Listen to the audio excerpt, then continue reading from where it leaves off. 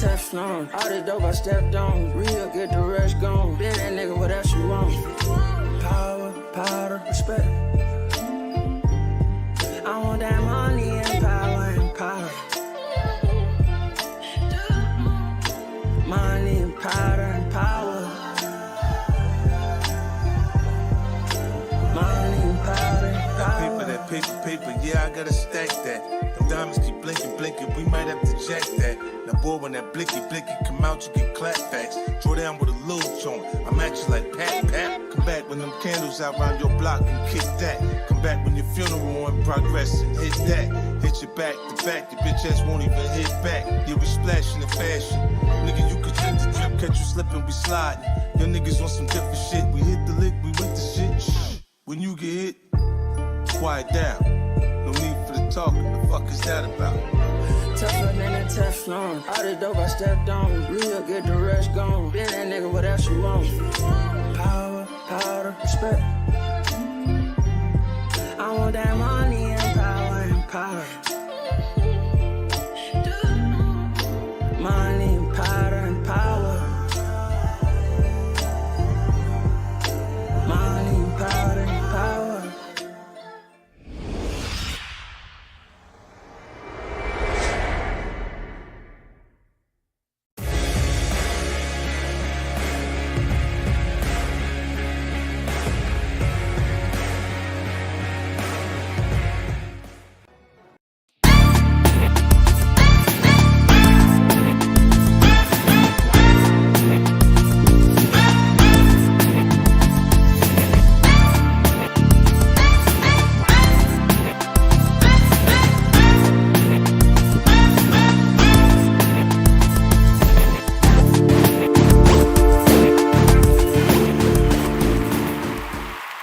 Yes, sir. Yes, sir. Welcome back. Welcome back to another episode of the Budget Cut Podcast with your host, Dope Content and MT Darkness in the building, ladies and gentlemen. We are back on the Sunday evening. I almost said Sunday afternoon, but Sunday evening. It gets dark so early. I lose track of time now. But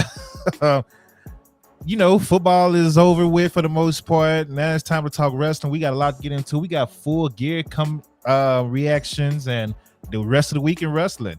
So before we get into that, Dark, how's everything going? Everything is going fantastic on my end. Just had a lot of wrestling to catch up on today. Had to watch some New Japan Stardom and some AEW today. So we'll be getting into all of that today. But yeah, other than that, really good. What about you? How's your day been? It's good, man. You know, Dak Prescott put up 40 points on the Minnesota Vikings and destroyed them in Minnesota. Thank you, man, dominating them. WWE fan, what's good? Dynamite J, what's good? Shout out to the Noti gang. If you're watching on you good? Yeah. Thought you was doing a mic check. I turned my head. I heard you say yeah, shout out to everybody that's, in the Noti gang that's here on YouTube and Twitch, as I'm still trying to make sure the YouTube is updated and running like it should be running. And I think it is. Yeah, it's good. YouTube is running. Shout out to everybody on YouTube as well. We reached our goal and we are killing our goal on YouTube right now. The goal is 1,500 by January 1st. Right now we are over 1,700, ladies and gentlemen, and we are still growing. Hey. So I appreciate y'all, the new people that's coming in. I'm trying to be more active on YouTube, giving y'all more chances to win gift cards. I did a AEW full gear predictions in the communities tab that say all you gotta do is get these matches right, you get a free Amazon gift card. People liked it. 2 people commented. And then D Well was one of them, but he got the matches wrong, so I can't even give him a gift card. Damn. Because the rules say you have to, get the matches right. So he got like 3 matches wrong, I believe. So, but shout out to D Well by always checking out the YouTube and the Twitch and all that coming through, man. Leaving the comments on every video on YouTube. I did a YouTube exclusive, my first one. How would you book Shotzi? And WWE did the exact opposite of what I said they should have did Friday. And we're going to get into that as well, man. But since Full Gear was last night, we're actually going to start off with that. So, Dark, it is all yours. All right. Going to start off with Full Gear right now. Hold on one second. Full Gear coming from New Jersey. I think it's the Prudential Center. The first match that we had was Jungle Boy Jack Perry going up against Luchasaurus in a steel cage match. So the match started with Luchasaurus just murdering Jungle Boy until Christian opened the cage. This was supposed to lead into Luchasaurus getting a bunch of weapons into the ring to just help him just basically kill Jungle Boy. But the tide turned when this happened. We saw Jungle Boy get a bunch of offense in with steel chairs and stuff like that. Jungle Boy was coming back until he got choke slammed on top of a chair that had already been propped up that looked painful. Jungle Boy ended up getting back in control. He put Luchasaurus onto a table, and then Luchasaurus sat up and he just walloped Luchasaurus in the face with another chair. Then he climbed to the top of the cage and went for a Shawn Michaels elbow drop, and he clipped the edge of the table and Luchasaurus. He put him through it, and he won the match with the snare trap. But as Jungle Boy was walking away, you could just see a bruise that had already formed on the side of Jungle Boy's stomach. It was that looked brutal. It was bad. Second match, we had Death Triangle against the Elite. The Elite coming out to Wayward Son by Kansas. We had heard about them trademarking that song a couple weeks back, so I wasn't too shocked at this. But it was really cool entrance to see. This match was insane. I feel like you could have put this anywhere on the card and it just would have delivered. The match, basically, the story of this match was that the Elite were coming back and they didn't miss a step. Kenny looked like he did in 2018. This man looked like he was in tremendous shape. The Young Bucks were in tip-top fashion, and Death Triangle were trying everything. Pentagon had come around completely to Pac's way of thinking and was like, yeah, if we got to cheat, we got to cheat. So He was trying to help Pac to win the match by any means necessary. And Rey Fenix was the lone member in Death Triangle that didn't want to do it. Gets to the final moments of the match where it mimics the one-on-one match that Kenny Omega and Rey Fenix had for the AEW World Championship, where Omega was reaching for Rey Fenix to get him into the One-Winged Angel, and Phoenix was fighting with everything that he could, but Omega ended up hitting him and retaining his title. We were seeing the exact same thing gonna happen again, but Pac had slipped a bell hammer to Phoenix, and Phoenix was just like, nope, this isn't gonna happen a second time. Hits Kenny Omega right on the dome with the bell hammer and is able to pin Kenny Omega for the 3 count.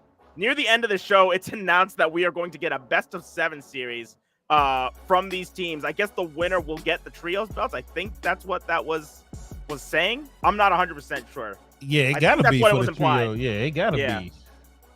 So, but really great match. This was a fantastic match. What up, Alice? Baba Roost, you said why announce it later on? I guess they could have. They just wanted to do everything at the end of the show. Right before the end, they just wanted to make sure you knew what was going to happen on the next Dynamite. That's my guess, is their train of thought. Next match that was still weird because I was like, oh, that was match 1, and then you announced the best of 7. Yeah. So hey, that was kind of weird, but hey, it is what it is. We get to see him in Dallas. That's all I know. Well, Garland, because it's not Dallas. Next match, we had Jade Cargill and Nyla Rose for the AEW TBS Championship. Nyla Rose came out in a lowrider, which was pretty funny. When Vicky Guerrero was wearing a shirt that said, "I'm your mommy." Shout out to Rhea Ripley. Oh Lord. Jade retained her title. She got the big spot was her getting Nyla Rose up for the Jaded. Was there anything else you wanted to preview about this match?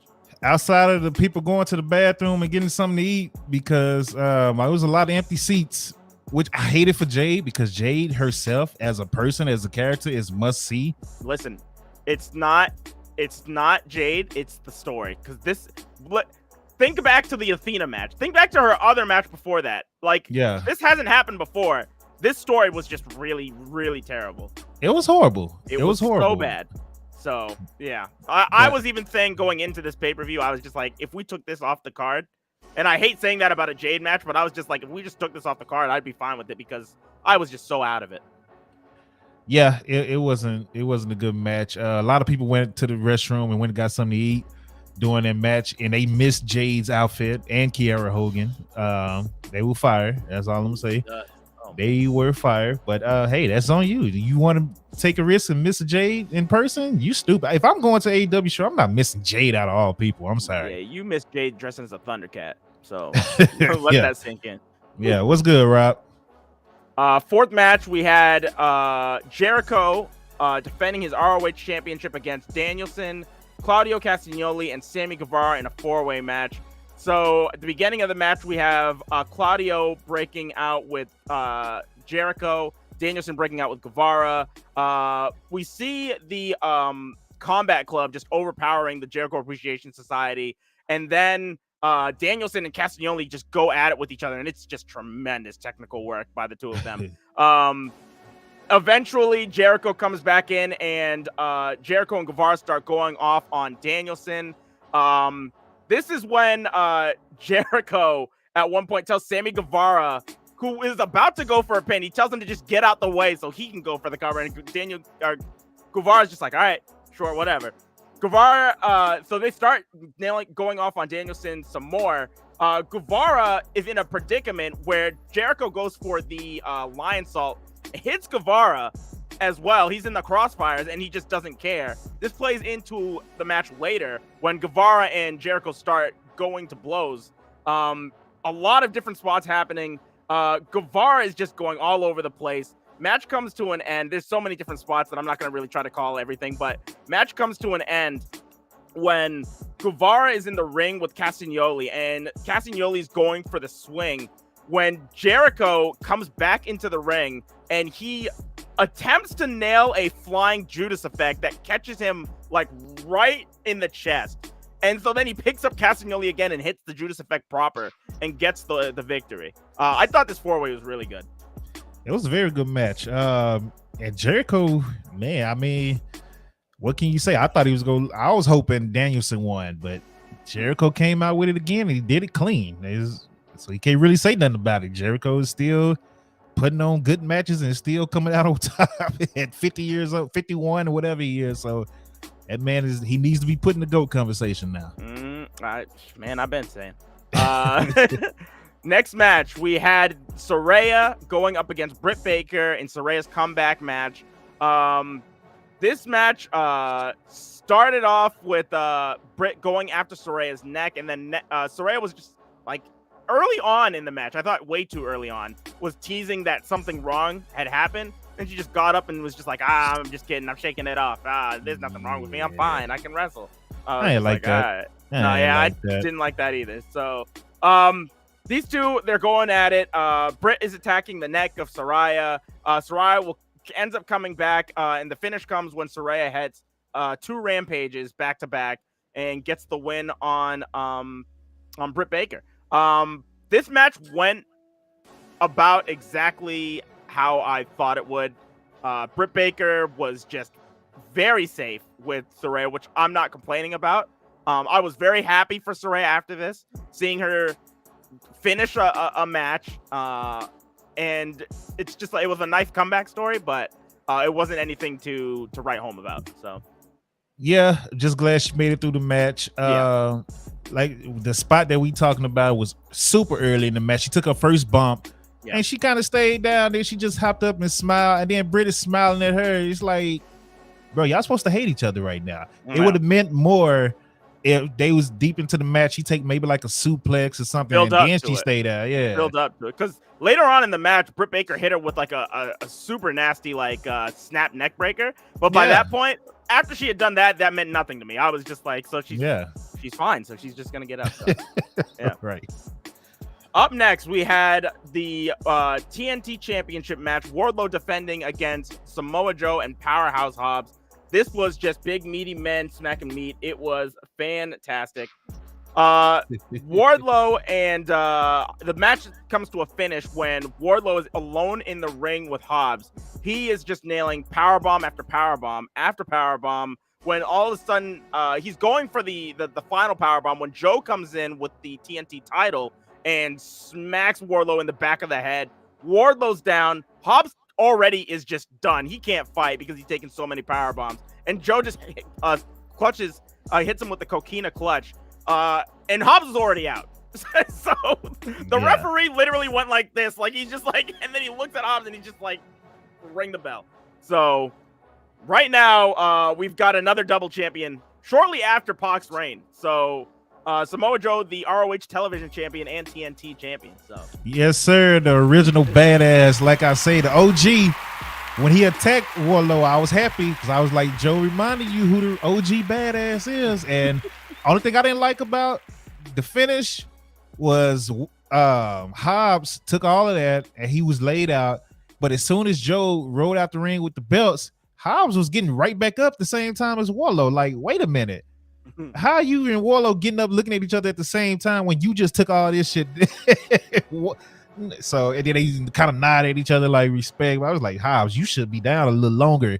But hey, that's just me nitpicking the story, telling the story part of a match. But I did get that feeling too. I felt like since he had gotten murdered, he literally got murdered and then got choked out. Like I felt like he should have sold it a little bit longer. So yeah, and he was up just like soon as Wardlow got up, he was up with him at the same time. Rob, he just, man, stop the cap, Rob. You better be glad I ain't got my OBS because I would have all the gun and bomb sounds for you right now. I'll play it for over here in my stream. So there you go. Up next, we had the annual pay-per-view Sting Darby match is what I'm gonna call these. We had Sting and Darby Allin going up against Jeff Jarrett and Jay Lethal. Look dope. I'm gonna tell you this right now. I never get excited when these matches are announced, but then I watch them every pay-per-view and I'm just like, goodness gracious. Yeah, they're so fun. They're entertaining, bro.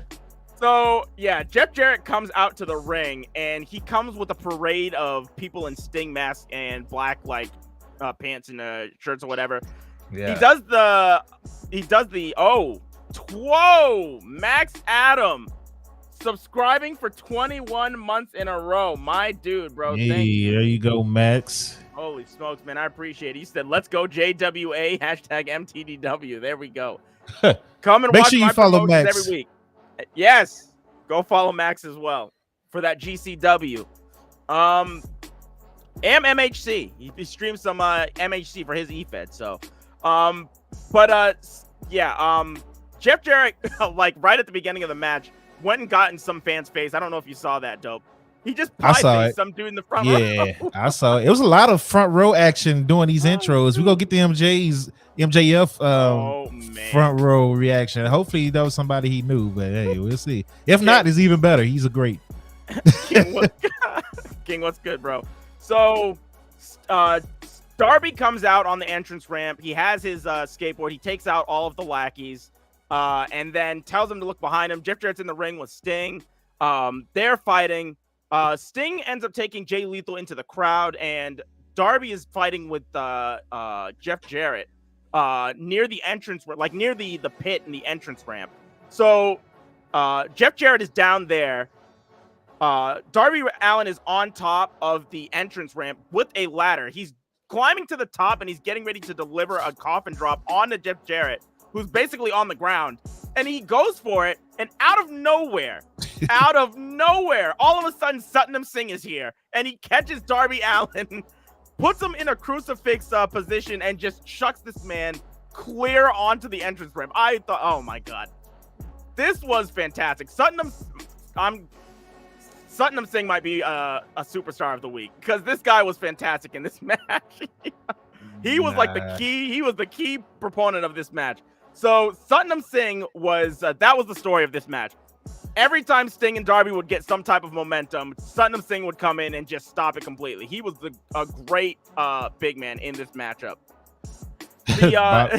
Bob Ruski talking about TNA. Yeah, they did chant TNA. I thought they was gonna chant WCW. Hell, to be honest with you, but I guess they too young for WCW. There was the TNA chant in there. Yes. Sting been wrestling since 1382. Says Rob. Yeah. What up, AK?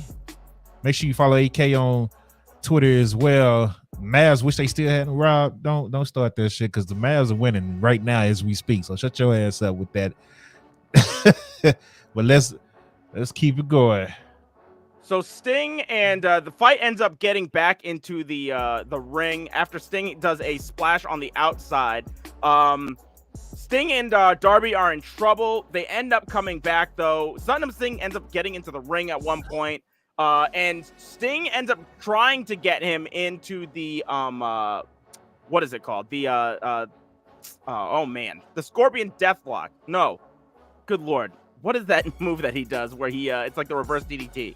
The Scorpion Death Drop. Yeah, it is the Scorpion Death Drop. Jesus Christ. He tries to hit him with it, but he can't. So he tells Darby to go up to the top rope. So we see a Scorpion Death Drop, Coffin Drop combination that looked amazing on a man like the size of Satnam Singh. Then Lethal went for a lethal injection, and he like kind of got dropped into a Scorpion Death Drop. It looked like he slipped, but the way that it happened, it actually didn't look too bad. So yeah, it kind of he still landed on the back of his head. That I was gonna say exactly. So, yeah, I was gonna say it still was all right. So I gave him props. But the match ended with the Scorpion Death Drop, and then Darby Allin hit a Coffin Drop to get the victory. So I thought this match was just really fun and yeah, like I said, when these matches get announced, I don't really care, but whenever I watch them, I have a great time. There was also a spot in here that I forgot to talk about where Darby went for a Scorpion Death Drop and Jeff Jarrett blasted Darby in the back with a guitar. Oh my lord. Laid him out. What did you think of the match, Dope? I mean, it was a tip. I was like, when they started, I was like, oh, here we go. And then it was entertaining. Like, really, in general, the whole night was entertaining, even though I was like, man, this is a long show. It didn't bother me as much as the other shows because every match outside the Jade match was entertaining. So, yeah, it was a good show, man. But that was a good match. That was a very entertaining match as always, with Darby throwing his body like a maniac and Sting still diving off raptors and stuff. This shit is ridiculous. It's crazy. My match of the night. Toni Storm going up against Jamie Hayter for the interim AEW Women's World Championship. That was my match of the night too. Good job, Dart. Good job, Dart. This match was crazy, and I'm very glad. I was worried that Saraya and Britt Baker would get priorities over this match, so I'm very glad that they did the right thing. This match is just starting off very well. These guys have worked together and been roommates. They're very close friends, and you could tell by the chemistry. These guys are just throwing haymakers in the. Jamie Hayter is in control at the beginning of this matchup. Toni Storm comes back at the in the middle of the match. Things start to take a turn when good lord, what is her name? Rebel comes down to the ring. Rebel ends up getting the belt, and she hits. Does she hit Storm with it? I think she hits a Storm with it in the back. And then Hayter gets an Ushigoroshi for a near fall. Rebel is then complaining to the ref on the apron, and she gets caught and sent to the back. So then Hayter gets put in a position where Toni goes for a hip attack, but she gets out of the way. She's playing possum. She gets out of the way. Toni Storm's on the outside of the ring now. And all of a sudden, out of frame, somebody that's wearing just a mask and an AEW shirt comes and hits a Seth Rollins curb stomp onto the title that's still on the outside of the ring to Toni Storm, and they throw her back into the ring. They unmask, and Britt Baker is back ringside now, helping Jamie Hayter to win this match. Everybody bought that this was the finish. Hayter hits Toni Storm with Storm Zero, only gets a 2 count, a very close 2 count. The crowd was going crazy. So Britt Baker goes to the top rope to try and get the belt buckle off. And Toni Storm throws Hayter into Britt Baker, who goes to the outside. Toni Storm then runs at Hayter, who gets thrown into the exposed turnbuckle now. then gets hit with a Rainmaker, and the 1, 2, 3 is counted, and Jamie Hayter is your new AEW Women's Champion. This match was fucking amazing. Holy smoke. It's about time Jamie won. Let me answer Adam's question from YouTube because he put it a while he was talking. I didn't want to interrupt. Does Britt turn on Jamie Hayter? Eventually, yes. But I don't think it's going to be like next week or the week after that. I think it's going to be a while before they do it because Britt is still, she got her own thing going. Even though she had a one match with Saraya, I don't think that's just a one match thing. I think they're going to go at least 2 more times. And then maybe you get this storyline with Britt turning. Or maybe we finally get Thunder Rosa back. I really hate this interim shit right now with Thunder Rosa right now. I think they're going to have to. Tony already been asked about it, and he said that if she doesn't come back soon, that she's going to exit. So, because during Tony's reign, that was going to happen. So, like, I don't know. Like, Thunder Rosa can't have too much time left on that title. So, pretty soon they're going to have to do something. So, like, she's like number 3 on the all-time list for the longest title reign, and she ain't fought nobody. She ain't been seen or nothing. Like, I don't like that. So, and I like Thunder Rosa, but come on, man. Like, you got 2 new champions since her. Like, get rid of that interim stuff, man. Let Hayter have her reign. Best women's match in AEW history, Dunk. Yes, I agree. Dunk says he has that shirt, dope. That's where you know what's up, Dunk. Good old Wu-Tang. So I told Dope after before we got the show ready, I told him that after this match, that I think Excalibur forgot that there was still one more match before the main event, because he said that we're getting ready for the main event next, and then all of a sudden the graphic for the Acclaimed and Swerve in Our Glory comes up, and I forgot about this tag match. Me too. By that point, these guys, it was the Acclaimed and Swerve in Our Glory for the AEW World Tag Team Championship. God bless these 4 men. There was just no topping women's match that we just saw. It felt like Takeover Brooklyn, where nothing at that point was going to top Bayley and Sasha. And this was a really good match that we saw too. We finally saw the breakup of Swerve in Our Glory after Keith Lee was going for, Swerve brought, I think it was Bowens back into the ring and told him to use some pliers on his fingers or something like that. Yeah. Keith Lee told him that he wasn't going to do it, so he smacked him in the face, and Keith Lee just decided to leave, leaving Swerve in a 2-on-1 predicament, and that got the Acclaim the pinfall victory. Yep. Chump ass, do you think MJF can be as big as Roman Reigns? Only reason I'm gonna say no is because Roman has the system that is backing Roman is completely different from the system that is backing MJF. AEW only been around 3-4 years. Even though it's doing good and successful, it's still not close to the system that WWE, has right now and all that stuff. And WWE can put you in more positions. I ain't gonna say better. I'm gonna just say more positions than what AEW can right now. Rich, appreciate the follow. Make sure you follow my guy MT Darkness as well. The name is on the screen. Appreciate you. Go ahead, Dark. Main event, we've got Moxley going up against MJF for the AEW World Title. MJF acting a fool, coming down to the ring, sees a woman that's at ringside. She's a voluptuous woman. Yeah. She's very, very thick in all the right places, and MJF notices this and looks at her, then looks up at her face and is just like, "Can I?" And she's just like, "Sure, go for it." You MJF. And MJF goes and motorboats him. So you motorboat son of a bitch. That's him.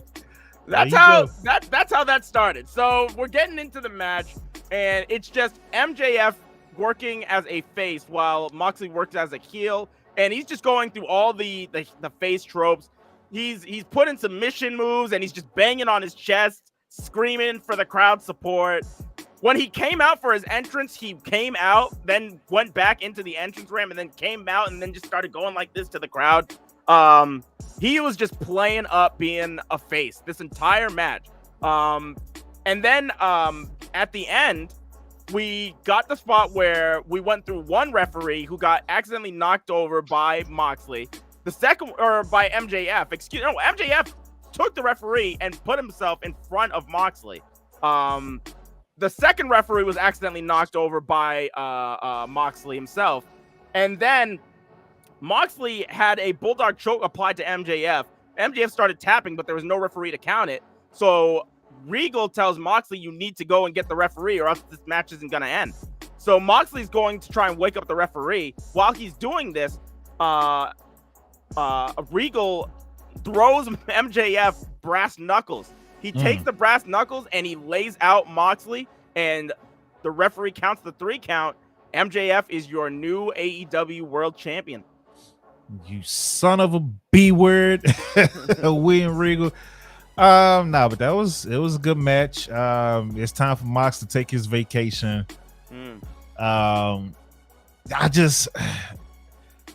People talked about it on Twitter all week about Regal turning. I just didn't like that idea because I was like, what does this mean for the BCC as a group? So are they going to just split them up, or are they going to just go on their own without Regal? Like, how is that going to work? But well, after the match, the rest of the Blackpool Combat Club came out and they just were consoling Moxley. They just seemed like very upset and very confused, angry, and all that stuff. So, and Moxley was just in the ring like he was pissed. So yeah, I think the direction is that they're gonna try and probably just try and kill Regal. And then the firm is gonna bag Regal up, I guess. Well, no, he fired the firm. Well, did he fire the firm? Yeah, no. That's what I've been thinking this whole time. It's just MJF was just trying to play at the press conference. He even said so. He said as much. He said that you idiots actually believed that I was turning into a good guy.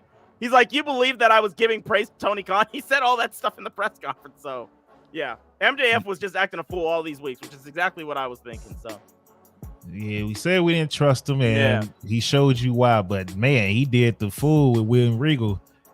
His first big title win is him cheating, says Barbaruski. If you ain't cheating, you ain't trying, Rob. Of course you would like that, Rob, because you just a cheater your whole life. So any woman on here that decide or think they want to date Rob, just know Rob is a damn cheater. All right, just know that Rob is a cheater. So if you want to date Rob, just think about that. You might as well get ready to cheat too. So that's all I'm gonna say. But it was a good show, man. We agreed on the match of the night. So we don't even have to ask that. That was a good match. Rob, so I'm glad they know. Yeah, you letting them know. MJF learned from Brady. Wow. Facts. They can't stop me from finding true love, Rob. Yeah, okay. WWE fan is laughing. Chump ass said Mox was mounting vacation as he got pinned. I did not see that. I'll go back and look at it. Dunk said Mox MJF was a better NWA style match than anything Corgan's done. I agree. I agree. Facts. That MJF media scrum was the best match. That MJF's part of the media scrum was the most entertaining part of that whole thing. I mean, because he came in just yelling. He came out. He left. He's just like, anybody got any questions? Good. I mean, no. He said, anybody got any questions? Just kidding. Fuck you. Champ out. That's how he left. Hey, he was up out of there. Just crazy, bro. So, oh shoot. But yeah, man, it was a good show, man. Yes, WWE fan, we started off with Full Gear because Full Gear is the hot thing. We might as well start off with it. We're gonna switch it around and start off with it this week just to see how it go. And if you miss it, hey, that's on you. Then we'll get into the rest of the week. So out of 5, what do you rank Full Gear? Out of 5, I would probably rank it a strong 4.25.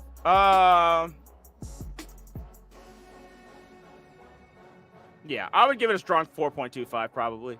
The good matches were really good, but then I felt like there was a lot of filler on this near the end of the show primarily. Like I think you could have got rid of the Jade Cargill match, the Saraya match. It was a feel-good match, but it wasn't really great match quality compared to a lot of the other matches that you had on here. The Wardlow Samoa Joe Powerhouse Hobbs match I thought was a great finish. I wasn't expecting a title change, So I like that. But the match itself, I thought was just kind of, that could have been a Dynamite match to me. And what was the last one? The Acclaimed versus Swerve in Our Glory. I feel like I've seen that a lot. So that match was just there for me too. So that's like half your card right there, where I just thought the matches weren't bad, but the other matches that were there, they were just there. So I gave it a 4 last night. I joined Tony and Dave at the end of the show. I wasn't streaming. I just saw the Discord was open and I went in there and joined them for the last 2 matches, and I gave it a 4. So that's about, we got it about the same. TK needs to stop with over 8 matches on the pay-per-view card. See, the thing about that is, like, I agree that it's a lot and he loads them up, but at the same time, they don't. Yeah, you're paying a lot of money for it, unlike the WWE where it's just $10 a month, and they only do like 4 the whole year. Let me see. It's Full Gear, it's All Out, it's Double or Nothing, it's Revolution. That's it, right? Mm-hmm. So yeah, they only do 4. So I kind of get why he's doing it. But yeah, I feel like he should either add, I don't know, because he does the specials too. So I was about to say add specials, but he already does them with Grand Slam and Winter is Coming, and Battle of the Belts kind of turned into a laugh and joke this year. I don't know what he did. I don't know what the thing was with that, but that Forbidden Door pay-per-view though, that was like an anomaly. That doesn't normally happen. That's not a AEW like straight up branded pay-per-view. We're talking about like the 4 that are normally happening every year. That's like Revolution, All Out, what? Full Gear, and what's the other one? Double or Nothing. Double or Nothing, yeah. He say if you do 6 matches, yeah, but he's not gonna do that. He's not gonna do 6 matches. He's gonna do 4 pre-show matches, and then he's gonna do 10 regular matches. But last night didn't really drag.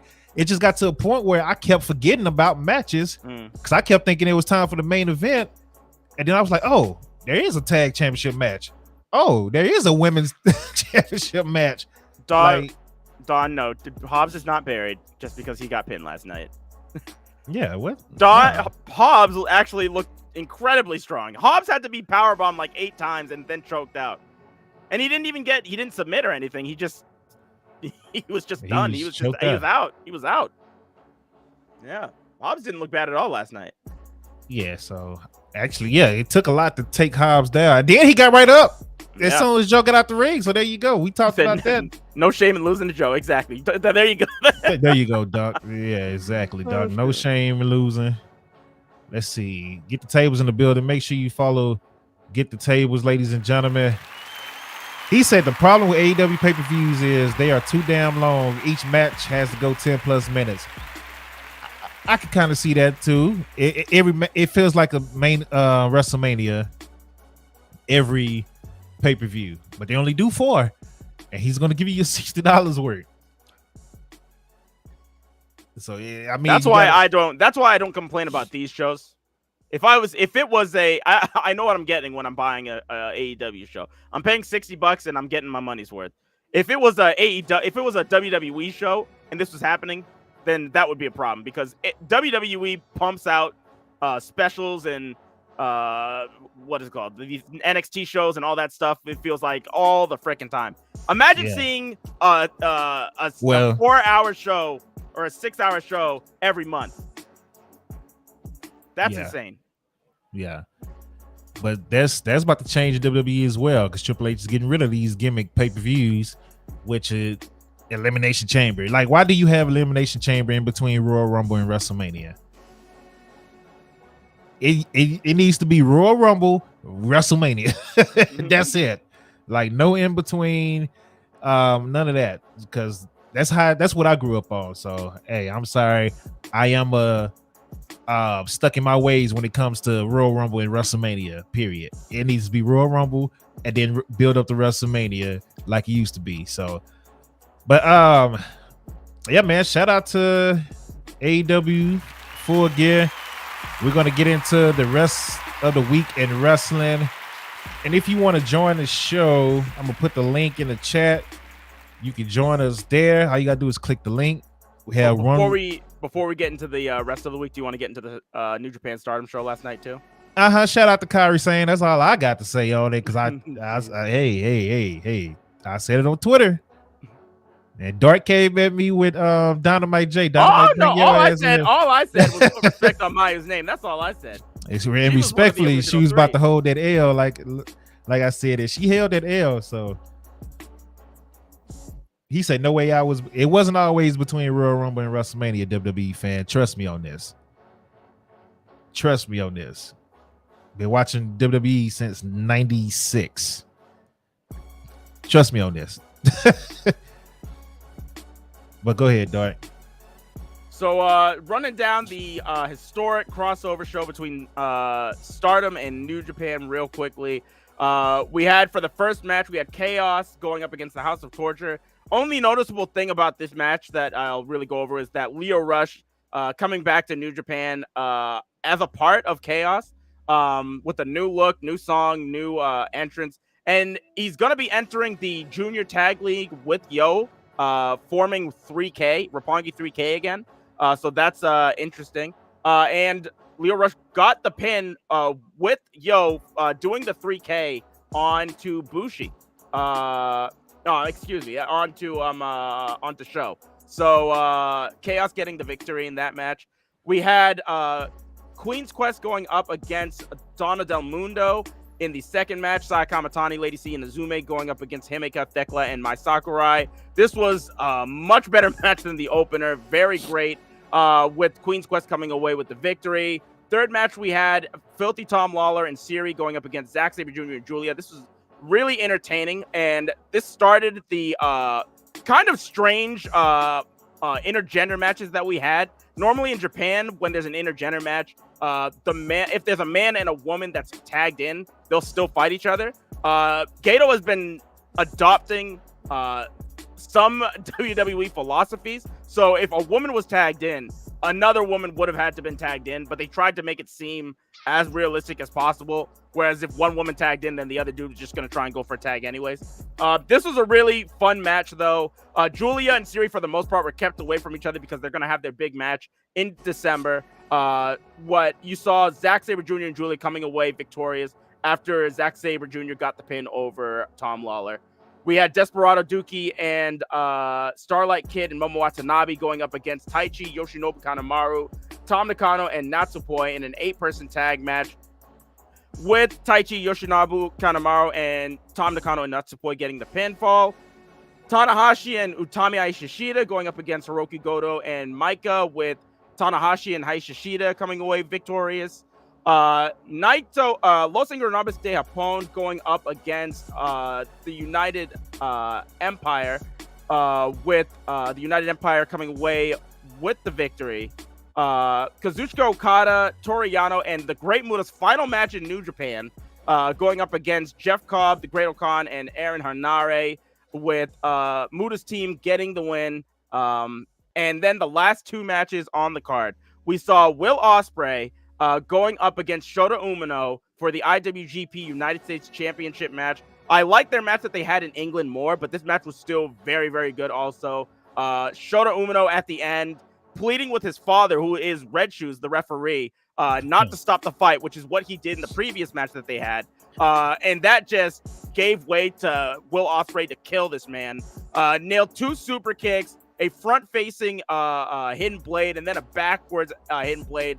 Then the oh my God, what is that? The Stormbreaker, and got the pin. Yeah, Umino was just killed. And after the match, we had the United Empire come in, holding Ospreay on their shoulders, and they were saying, "Is there not? Ospreay is the greatest wrestler in the world right now, and nobody can touch him." The lights went out, and all of a sudden, Kenny Omega's face shows up on the screen, and he says that when Kenny left, they needed a replacement, and they chose Will Ospreay. But what happened? The fans stopped making noise. The attendance went down. He said that people might attribute that to the pandemic, but the real virus has been Will Ospreay this whole time. And that if they need Kenny to come back and save their show one last time, He's not going to do it for Gato, but he's going to do it because the fans want him there. And so with that announcement, we have Kenny Omega and Will Ospreay for Wrestle Kingdom 17. This card is shaping up to be a fantastic card. And I'm thinking that we might have a Shinsuke Nakamura AJ Styles situation where Ospreay and Omega might overthrow the New Japan heavyweight title match, because this is a lot harder than Jay White and Kazuchika Okada for that title. In the main event, we had Kairi going up against Mayu Iwatani. When Mayu came down to the ring wearing the outfit that she was wearing when she beat Kairi, and Kairi left Stardom to go to WWE. So off the bat, that was like a great throwback. These guys were having a really great back and forth match. It really picked up when Kairi hit 2 spinning back fists back to back on Mayu, and she just looked like a zombie after she ate the second one, and then nailed Kairi with a kick to the face after she went for a spear to take her down. She got nailed with it. These guys were just fighting with so much heart, and at the end of it, Kairi just was crying, actually, going to the top rope to nail Mayu with this insane elbow, and she got the pin.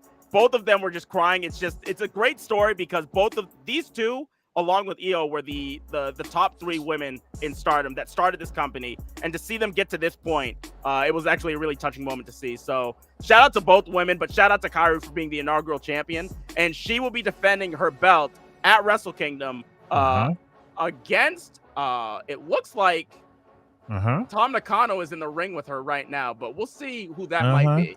So yeah, they go use Nakano for that, but it's gonna be somebody else eventually.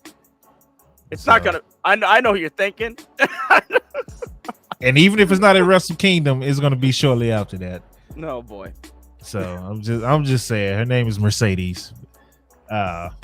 She already trademarked a couple of new wrestling names with Mercedes, like Mercedes Moné, and then I forgot the name of the move. It's not Bank Statement that she trademarked. It was something similar to it, but hey, I'm just saying, you're gonna see Mercedes before you see Sasha Banks in the ring. All I'm gonna say is that I have wanted Sasha to go to Japan for a while. Ever since I saw the pictures of her with girls from Stardom. When she went on her sabbatical, if you guys remember, she went on a sabbatical a while ago. And when she went on her sabbatical, she went and trained with the girls of Stardom in Japan. So that's what she did. Actually, she talked about this on the Steve Austin podcast when she was on that. So there's pictures of her with Mina Shirakawa and all of them. So yeah, if that happened, that would be a dream come true. Babaruski, I think it's no time like the present. This is the best time for her to do it, especially considering Triple H is in control of WWE, and he seems more willing to work with Japan. But even that, she's free, so, and she's showing that she don't need WWE to do whatever she want to do. So I think she eventually comes back to WWE, but before that, she's going to do some of the things that she wanted to do off her bucket list before she comes back. WWE was weighing her down before anyway, so think about it with the Mandalorian. They didn't promote her once with the Mandalorian. She got so much press off of that by herself. That was Vince. Yeah. Vince. Oh, you said I didn't see you over there. I'm not promoting you. You said it's Carl Anderson. Yes, Carl Anderson will be wrestling at Wrestle. This man, it's very interesting that people are interested in Carl Anderson like that again. I think it's the fact that he's back in WWE and people want to see what's going to happen. He's going to lose this. He's probably going to, my opinion on this is that he's going to lose the title back to, what the hell is his name? Oh my God. He's part of the Gorillas of Destiny. Tama Tonga. That's my opinion. I think he's going to lose his title in a singles match to Tama Tonga at Wrestle Kingdom. That's what I think the direction's going to be. I'm going to laugh. That's where I think they were headed with going with his brother or Hikuleo. I think that was going to lead into that, but that never happened at Battle Autumn. So I'm gonna laugh if he win. It's gonna be hilarious. I'm gonna laugh because people. Oh man, that's gonna be funny to see people reaction. I'm low key hoping he wins now. Y'all know I don't even care for Carl like that. So I'm hoping he wins just to see how this go. Because Michael Cole even mentioned that he's the open weight champion on WWE programming, which is, come on now, you don't ever see that. So I just want to see where it goes. So hopefully he wins. King said Okada's gonna win anyways. If Okada's wrestling at Wrestle Kingdom, he's not gonna lose. So that's factual. Well, yeah, that's true. I was about to say nah, but yeah, that's true. I can't even argue with, try to play devil's advocate, can't even do it on that one. So yeah, that's true. Anything else on the show?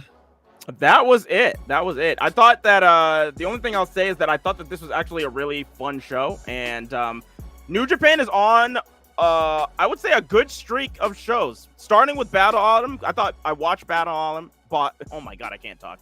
Battle Autumn. I watched that show, and I thought that was actually a really good show. We had where you had FTR and the United Empire have a tag team title match that was really good. The junior tag match was really good. Everything on that show was really good. Naito and Will Ospreay. This was a really good show that they had. Wrestle Kingdom is looking like it's going to be really good. You got 2 more tag leagues coming up. TMDK is reforming to join the tag league, which is going to be awesome. And I'm thinking that they might go into the finals against the Aussie Open, which will be interesting. So New Japan has been pretty stagnant, but they're getting a lot more teams from a lot like other places to come back into their company, and it's actually shaking things up and making it a lot more watchable now. So all right, well, there it is, ladies and gentlemen. Shows of the weekend. Now let's get into the week quickly. Give you a quick rundown of what happened during the week. Even AEW, is really no need to go over there. We can just talk about what stood out because we already talked about Full Gear. So I already know what stood out to me about AEW Dynamite and Rampage, but we'll get into it once we get into it. But a quick rundown of Raw starts off with Seth Rollins coming out saying, making fun of Theory and everybody else saying, this U.S. title is the most. Hold on. Sorry. No, you're good. Raw was okay. All right. I thought I missed something else. My bad. But Seth Rollins comes out and he's basically talking about how the U.S. title is now the most important title in WWE, and this because he's holding it. He say, hey, I got everybody coming after me. Bobby Lashley, Ali, Theory tried to cash in. The crowd chanted that was stupid. And Seth was like, hey, well, I'm pretty sure he'd be out later on, so feel free to chant it towards him. So that was a good way to kind of play it off for Seth and, put the heat on Theory for that. And you just get the point across. Yeah, we know it's stupid, but hey, he's coming out later. Make sure you give him hell for it. Lashley comes out and say, hey, man, I'm still coming after you for my belt, and I'm going to keep whooping your ass until I get my belt back. Ali comes out, and this is the problem. Ali is supposed to be a face. They don't care for him as a face. Fans do not care for him as a face. And they're trying to build it as he's like this underdog that's getting beat up by this bigger, bad bully. And another thing. Bobby was supposed to be healed now, right? Mm-hmm. So why did he come out dapping the fans up and smiling and pointing and all that? This segment had me so confused about who's heel and who's face because Ali is interrupting Bobby. Bobby is clearly faced that Monday night because he's fist bumping the crowd on his way to the ring. He's pumping his chest and pointing like he was still face. And then we already know they turned Seth face as the face of Raw right now. But it's like, okay, Bobby's the badass bully that's beating up Ali, the little guy. He's punking the little guy, but the little guy is showing heart. And they're chanting one more time. And this is what Bobby just said. The reason why he turned heel on Brock Lesnar, because I was the face, I was the champ, I lost my belt, Brock attacked me, and you chanted one more time. So now I don't care about y'all. But the next week he's fist bumping and getting the same one more time chance. What's the deal, bro? It's just this is like the second time I feel like that we've talked about this has happened. Who's the other guy? Seth Rollins. Yeah. When this happened with Seth like a couple of weeks back. Like I don't know. I don't know the direction. It's just like, yeah, you can be Bobby Lashley. When you come out of that match with Lesnar, I want you to be mad. But then next week, you can go back to being how you want. It's fine. Just be Bobby again. It's okay. Fist bump the crowd. It's good. Just act mad this week, and then next week everything's fine. It's just like, why? I don't get it. Doesn't make any sense. It doesn't make any sense. It's not logical. Just go in one direction. He killed Mustafa Ali last week. He threw him to SmackDown. So why is he coming out like everything's chill this week? I don't understand it. Oh, so I finally heard why he was on SmackDown against Ricochet. So that match was apparently supposed to be Ricochet versus Rey Mysterio. Rey Mysterio is injured. Has a lower back injury, yeah. So that sucks to hear that, but shout out to Rey Mysterio. Hopefully he gets better soon. WWE fans say he might as well be a tweener. Well, everybody's a tweener. That's the point. Like, I'm tired of tweeners. Everybody's a tweener. It's just make up your mind, Bobby. Either you're gonna fist bump the crowd or you're gonna say you don't care about him. Ali, they've been trying to push him as a face. Just turned Ali heel at this point. Because even Friday, which we'll get into, he's selling the ribs, the hurt body, and the crowd just they cared more Friday, but they still didn't care overall. Like, he got a better reaction Friday than he did Monday, but that's him going up against Ricochet. So people just wanted to see a high flying match, and that's what they got. Cody would make WWE great again. Okay, well. But anyway, Bobby defeated Mustafa Ali. Mia Yim defeated Tamina because, Tamina gets a match randomly so Mia Yim can whoop her. So Chad Gable actually beat Matt Riddle, which shocked me. I wasn't expecting that. Johnny Gargano and The Miz have another promo where Johnny tells The Miz, you got a match with Dexter Lumis, and if Lumis wins, you have to pay him the money you owe him, and he gets a contract. So I'm like, wait a minute. He's just now getting a contract? Wasn't he scheduled to have a match with The Miz, and he had entrance music and all that a couple of weeks ago when The Miz attacked him with a chair? So he wasn't a contracted wrestler then? Nope. He wasn't contracted. He was contracted by Miz, and that was it. And then the contract went sour, but he was never contracted. He's been doing my interpretation of this whole thing is that he's been doing all of this without an official contract from WWE. That match, which doesn't make any sense. They never explained it either, but that match that he was gonna have, that they scheduled to have on Raw, still wasn't a competitor. But they had a WWE official in the ring waiting to start the match. Oh, wait, no, wasn't that match supposed to be the match where if he had won that match, then he would have got a contract? Isn't that what that was supposed to be? But then was that a part of the plan too? I don't remember that. I think that was a part of the plan too. I don't remember them saying he was getting the contract if he won that match. They probably did. Because Miz attacked him before the match even started. Yeah. This is just, I just need this to be done. I just need this to be done. Good Lord, this is just so dumb. It's just, we're like, what's happening right now? It's just, hey, okay, well, whatever. Bob says he did have to win that match to get the contract. Well, I'm glad you remember, Bob. Right, there we go. Thank God for Bob. Yeah, there you go. Dominic Mysterio defeated Shelton Benjamin in a one-on-one match after they got into it backstage. Boggs, what's good, man? Io Sky defeated Dana Brooke. And then Mia Yim joined Bianca Belair's War Games team. Seeing Mia and Bianca stand side by side was a sight. I'll tell you that. Rhea Ripley joined Damage Control. She's the final member of Damage Control. And Nikki Cross. I almost said Nikki ASH. So she's the final member of that War Games team. I believe they have one more on Bianca's team to field? Mm-hmm. There's one more person left, yeah. Who you think is going to be? Sasha is the guess. I would have hoped that it would have been Sasha and Naomi. So if it's not going to be Sasha that joins, then what's her name? Johnny Gargano's wife. Candice, yep. Then Candice, that's the other option because she's actually there. She just hasn't been on TV for a while, and she was taken out, I think, by Damage Control. Damage Control, she was. Yeah, yep, backstage. So, it could be them. Viper. But she was a heel though. The last time she was on TV, so I don't know if she's gonna come back as a face.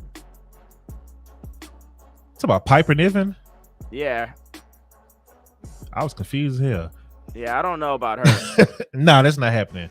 Yeah. Well, I mean, her and Nikki ASH was getting into it before she disappeared.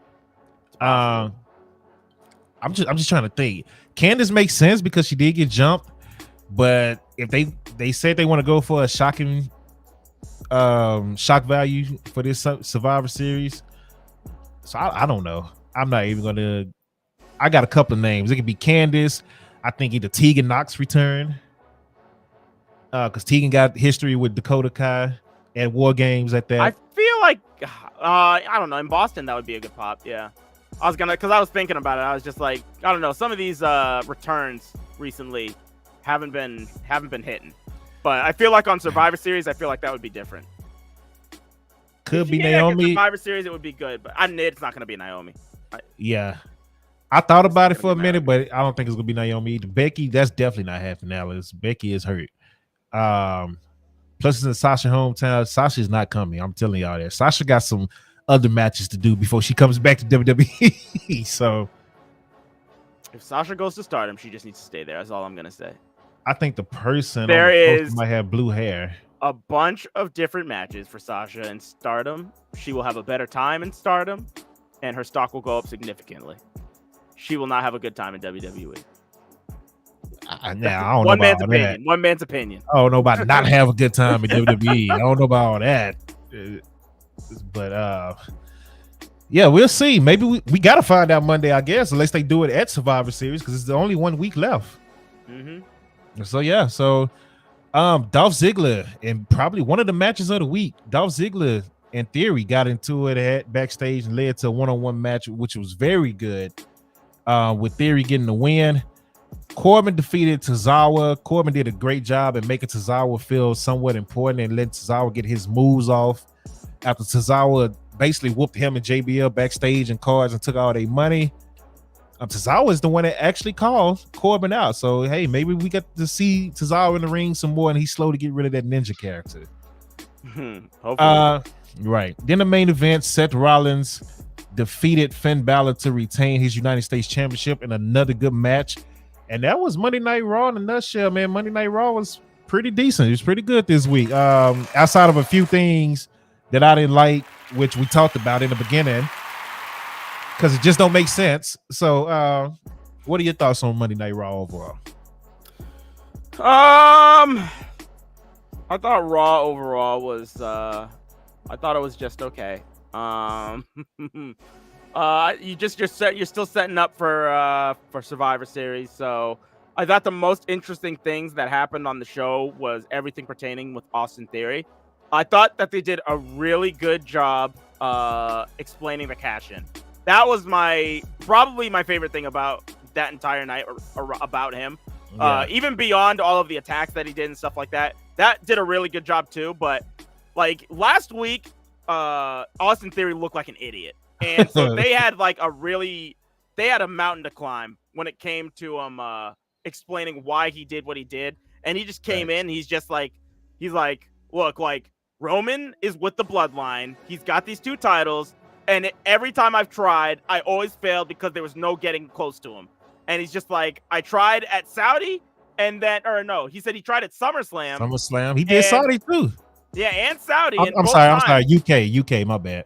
Yeah, he said he tried at SummerSlam. He got laid up by Lesnar. He tried at the Wales Clash at the Castle. I don't know where it was from. I'm drawing a blank. But he tried there and he got punched by the Gypsy King. So he's just like, there's no getting to Roman. So I figured I'd go for and this was another thing that I liked about this Raw was he said that he figured he'd go after the second most important title in the company. That's the U.S. champion. So this whole episode too, a backdrop to this was that they were building the United States Championship as the biggest championship on this roster because Roman's not here. So this entire night surrounded Rollins, Lashley, Mustafa Ali. Everybody was trying to get to Rollins. So I thought that was also really, really good. But yeah, I thought Austin Theory did a really good job explaining all of that stuff. And then circling it back to Lashley saying, when I tried going after that title, then he cost me. Right. And now I look like a fool. So yeah, I thought that was really good. And I just loved all of that. Beyond that, I don't know. I thought that this was just another show. I'm excited for Survivor Series. I feel like that show's gonna be really good. That seems to be the pattern that's happening. Yeah. These shows are just they range from to good, and this was just kind of in the middle for me. It was like a dare show, but there was awesome theory spots, and the importance of the United States Championship I thought was really good. So yeah, they instantly made that title feel super important. Like it is the most important title on Raw, and the fact that Theory came out and he just got this attitude. Oh, you think I'm a kid? Stop calling me a kid. I ain't no damn kid. And he just whooping everybody. I did love seeing that out of Theory. And I was like, that's how you make up for that dumb crap that you did last week, because you had to do something major for that guy, because that was just it looked so bad, dude. Bob Ruski said he fears Gunther. Man, speaking of Gunther, something happened Friday with Gunther that I did not like at all. I did not like at all. And it happened twice. So we're going to get into that on SmackDown, but that is it for Monday Night Raw. Unless you got something else on it. All set. Let's keep it moving. Straight to NXT. It's a long-ass hand clap, Melon. Straight to NXT. Braun Breaker defended his NXT title against Von Wagner. Big man match. Guys that could, they're pretty basic in the ring. It was hard hitting, but it wasn't nothing spectacular. Braun gets the win. It's followed up by Zoe Stark cutting a promo telling people she's now the hunter of NXT. And this promo was trash. It went too long. It was a couple of times where she could have cut it off and it would have been cool, but she decided she wanted to keep going. And I was like, bro, don't ever get that woman the mic again. I don't know if you saw the promo or if you remember the promo. It was horrible. It was horrible. No, I'll take your word for it. After this show, please go watch it so you can laugh. And maybe they probably edited out. They probably edited out some stuff on YouTube or whatever. A majority of it. Dude. Oh my god, that promo was so bad, dude. Well, Zoe Starks has never been a fantastic talker, though. She's just been exactly. Yeah. So just keep it short and sweet. Yeah. I did this for this reason, and again, it started out pretty cool. Like she was telling the story why, and then it was like at least 3 spots where she could have just ended it and it would have been fine. Yeah. And she was just like pause, walk around. Oh yeah, and that no, don't say nothing else. Like shut up. It was bad. Sanga and Veer took out 2 guys that I don't know, but it's good to see Veer back in the ring. Veer still needs to work on his leg. He's skipping leg day in the gym. I'm telling you, this guy's buff and big up top, and the legs just like a stick. This guy needs to. He needs to do something, man. He got $1 million arm, but he got a 25-cent freaking leg and ankles, man. Because he look bad, buddy. He's skinny. But Veer and Sanga, they're dominating, and they came out later on to call out the Creed brothers. Another match that could be considered the match of the week: Apollo Crews versus Jordan Devlin, aka JD McDonough, which was a fire match. These guys went back and forth, man. I'm starting to get nervous about Apollo Crews. Apollo won the match, but it's just far as he's not even like, it's like the NXT crowd don't even care no more because they messed it up with this whole Red Eye character that he was doing. They should have just kept him and let him be Apollo Crews. I don't get his character. I don't get what he's doing. It seems like he's going away from the Red Eye stuff, though. Well, that's good, but beyond that, what's his character though? Because I feel like this happens with him, like on the main roster. That was what I didn't know about him. I just didn't understand what his thing was, and then he finally kind of settled on something with the Nigerian gimmick. But then, that didn't even last long. He got relegated to 24/7 nonsense. So, and the Nigerian thing was his best. Let it play gimmick. out. Get out of here. Right, stop. Yeah, he's been back in NXT. How long he been back in NXT? 4 months now. Maybe longer. About that, maybe, yeah. And it started cool because people was happy to see him back. It was like, okay, he's Apollo Crews again, this athletic strong guy, and then he started seeing things all of a sudden, and then he wasn't wrestling no more, but he was seeing things, and now he's the Black Undertaker. It's like, nah, bro. Then the fans was like, okay, this is stupid now. So now they trying to turn him back into just Apollo Crews, the athletic wrestler that could go, and the crowd is like, well, you kind of effed us up with the red eye thing that you've been doing the last month and a half, 2 months. So it's like the crowd is trying to figure him out again. Yeah, I don't get it. Yeah, I'm right there with the crowd. So Barry come in talking about Gunther. We gonna get into Gunther, Barry. That's cool. Ty said, "Sup, y'all? Omega versus Ospreay." Oh yeah, we talked about it. You can go back a little bit to see us talking about it, but yeah, we're hyped for it. Well, you can join the stream on time, Ty. Let's turn notifications on. Apollo Crews defeated JD. Booker T does the contract signing between Wesley and Carmelo Hayes, which was good. It was good back and forth between Wesley and Carmelo Hayes. I can't wait to see that match again, but I'm just tired. Again, I'm gonna keep saying it. I'm just tired of seeing Carmelo Hayes with the North American title picture. I'm ready to see him do other things and go to bigger and better.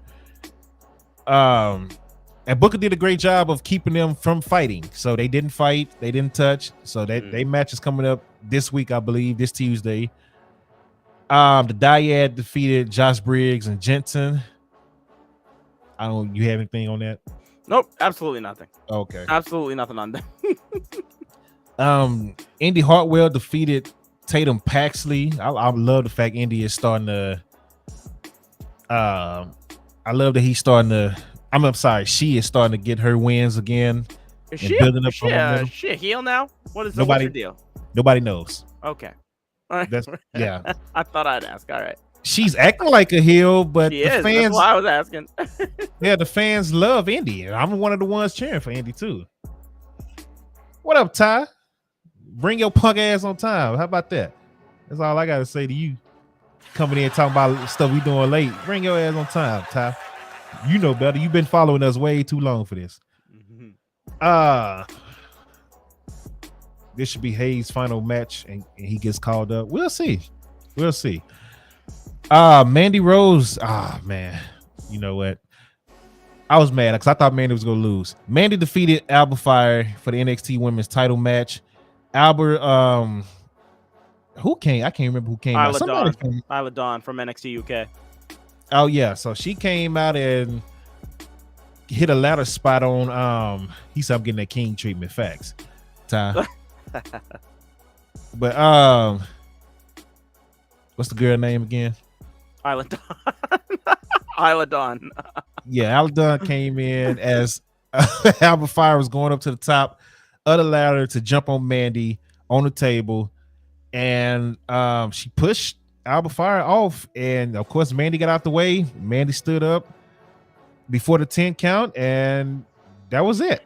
So yeah, that was another flop. I went to this match actually got me intrigued. I went to Cage Match and I looked at Mandy's overall rating.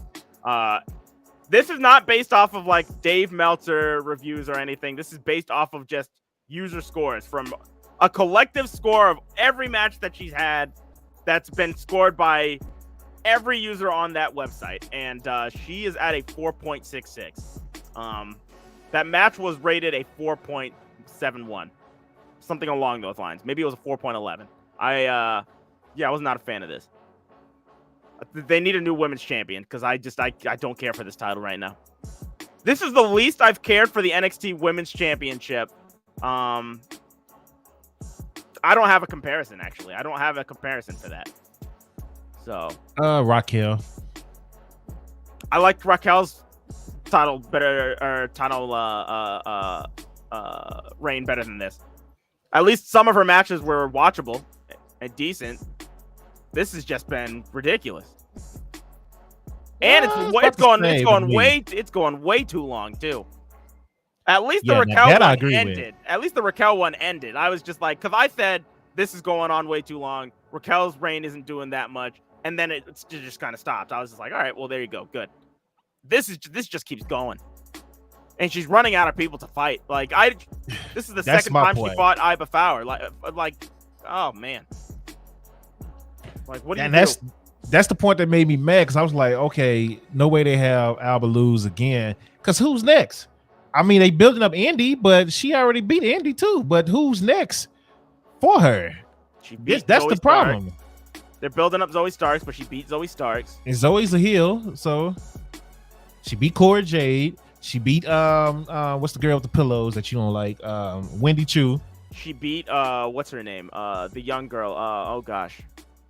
She was the ROH Women's Champion. I get Roxy. She beat Roxy. She's beat her. She's literally gone through the entire division now. Like Caden and Casey are doing tag division team stuff. It's the only reason. Like Toxic Attraction is her team. So and then the other girl that just came in, she attacked Alba. So the only people that haven't beaten her are like the managers. Like the girl that's with the girl that's either managers or they're in tag teams right now. That's literally what you're looking at right now. None of those people are ready to be champions either. So you've kind of just, I don't know, the way that they've booked this division, it's just not. Why would Nikita ain't done nothing to challenge her though? WWE fan. Roxanne just lost. Oh, it is gonna be Nikita. Nope, Nikita. Yeah. Whoever said Nikita, yeah, Nikita's gonna be the one that's gonna stop it. She hasn't beaten Nikita. Nikita's the only person not to catch an L from Mandy. Yeah. That's it. That's what we're looking at.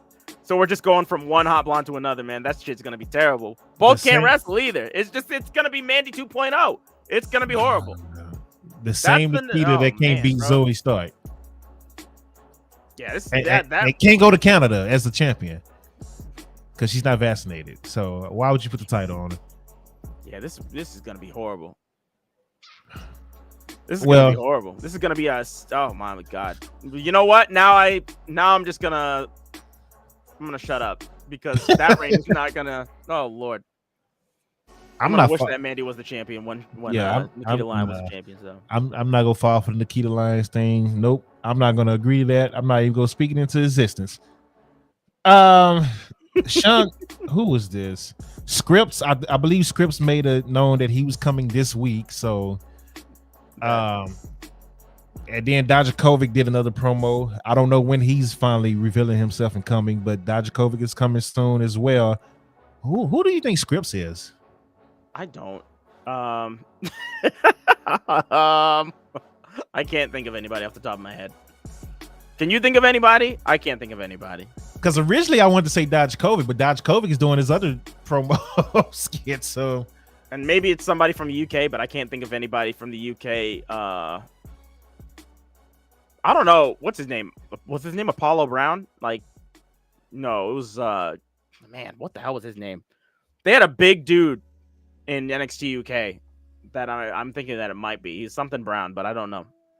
Could be him, but I think that this is like a hacker gimmick, and that wouldn't really fit him. But Reggie, what the hell? It was not Reggie. Nah, it's definitely not Reggie. What the hell is Reggie, by the way? Shawn Michaels introduced a new match that's coming. Control your narrative is scripts via my sources. Rampage Brown Razor. Yes, that's what I was thinking of. He said control your narrative. Good lord. They should bring back Monty Williams. Monty Williams? Yeah, with the pounce. Oh. They should bring back Monty Williams with the pounce. Period. Bro, Monty Williams is hilarious, dog. Oh shit. Shawn Michaels introduced a new match. Yes. I can't find the. I can tell you. I literally just watched this. So it is I don't know what it's called. It's like a 25-minute Iron Man match, essentially. So the rules are that there's going to be 5 competitors. It's going to be a men's and a women's match. After every 5 minutes, there will be the match is going to start with 2 competitors. Every 5 minutes, a new competitor is going to be added. The rules of the match is that as you want to get as many pinfalls as possible. If you get pinned, you go into a penalty box for 90 seconds. I heard this and I immediately started thinking King of the Mountain. Jesus. I was just like, when did this turn into TNA? I was like, what in the world? Penalty boxes. Okay. Yes, right. See, Razor's already saying it. There we go. Oh shoot. Yeah, Oh, Babaruski said it meets championship scramble. King of the Mountain. Yes, exactly. That's what I. Oh man. But we'll see it. But my thing is that because when you explain something like that, like when you explain something like the King of the Mountain to somebody, it just sounds weird. In execution, King of the Mountain was never that bad. Yeah. Some ideas like the Reverse Royal Rumble, that was terrible. But the King of the Mountain match wasn't bad. So this could be a good match. We'll just have to see it. I'm interested. Yeah, but it's only 25 minutes, and I'm like, okay, so the last person that enters the match only has 5 minutes to catch everybody. But the last person that enters the match will also be the freshest. So if you're coming in, somebody's been in since the beginning, you can easily get at least 1 pinfall, 2 pinfalls. Probably. Yeah, if multiple people are in a penalty box, but everybody not gonna just let you pin somebody. So I'm just saying they might be fresh. If you had a Carmelo Hayes coming in against just 2 other people. Or if you had a Braun Breaker coming in as the last competitor, he'd just be running through everybody. I think it should be a 30-minute match instead of 25. Give that last person at least an extra 5 minutes compared to everybody else. Because it's like, all right, you got 5 minutes and that's it. You're done. No matter what happens, you said that's how many it. people can fit in a box. I'm assuming there's going to be more than 1 box. I was about to say, I'm sure it's 4, 1 around each corner or something like that. Because that would be crazy. Yeah, or at least 2 on the floor. It got to be something like that. But yeah, that's NXT in a nutshell, man. A couple of good matches and a couple of things it's like Raw. It was like you had a few good matches and maybe a good promo here and there, and then the rest of it was like, what's happening? Why is this happening? So that's NXT in a nutshell. AEW, we don't have to do a full rundown. Just really, you can tell me what stuck out to you. All right, give me 1 second. On Dynamite, I can tell you one thing that stuck out to me was the crowd was not. It didn't seem like an AEW crowd in Connecticut. They didn't seem too hyped. I'm used to a certain thing now when it comes to AEW. I expect the crowd just to be fiery non-stop, and that crowd was not fire Wednesday at all. It almost came off as a Monday Night Raw crowd. So we were in Bridgeport, Connecticut, so that's probably why, because Connecticut is trash. Hey, SmackDown's in Connecticut too. Oh Lord, anytime I get a chance, I'm gonna take a shot at Connecticut. Yeah. Shout outs to my crew from Connecticut. King, I see you. Oh yeah, King is from Connecticut. Oh, corn husker ass. Yeah. Oh my gosh. So the first match we had was the Jericho Appreciation Society against the Blackpool Combat Club, with the Blackpool Combat Club getting the victory after Jericho tapped to a sharpshooter from Castagnoli. Bowens against Swerve Strickland, where Strickland worked on Bowens' arm and got the victory. We had the trios match with Death Triangle, AR Fox, and Top Flight. This just kind of came out of nowhere.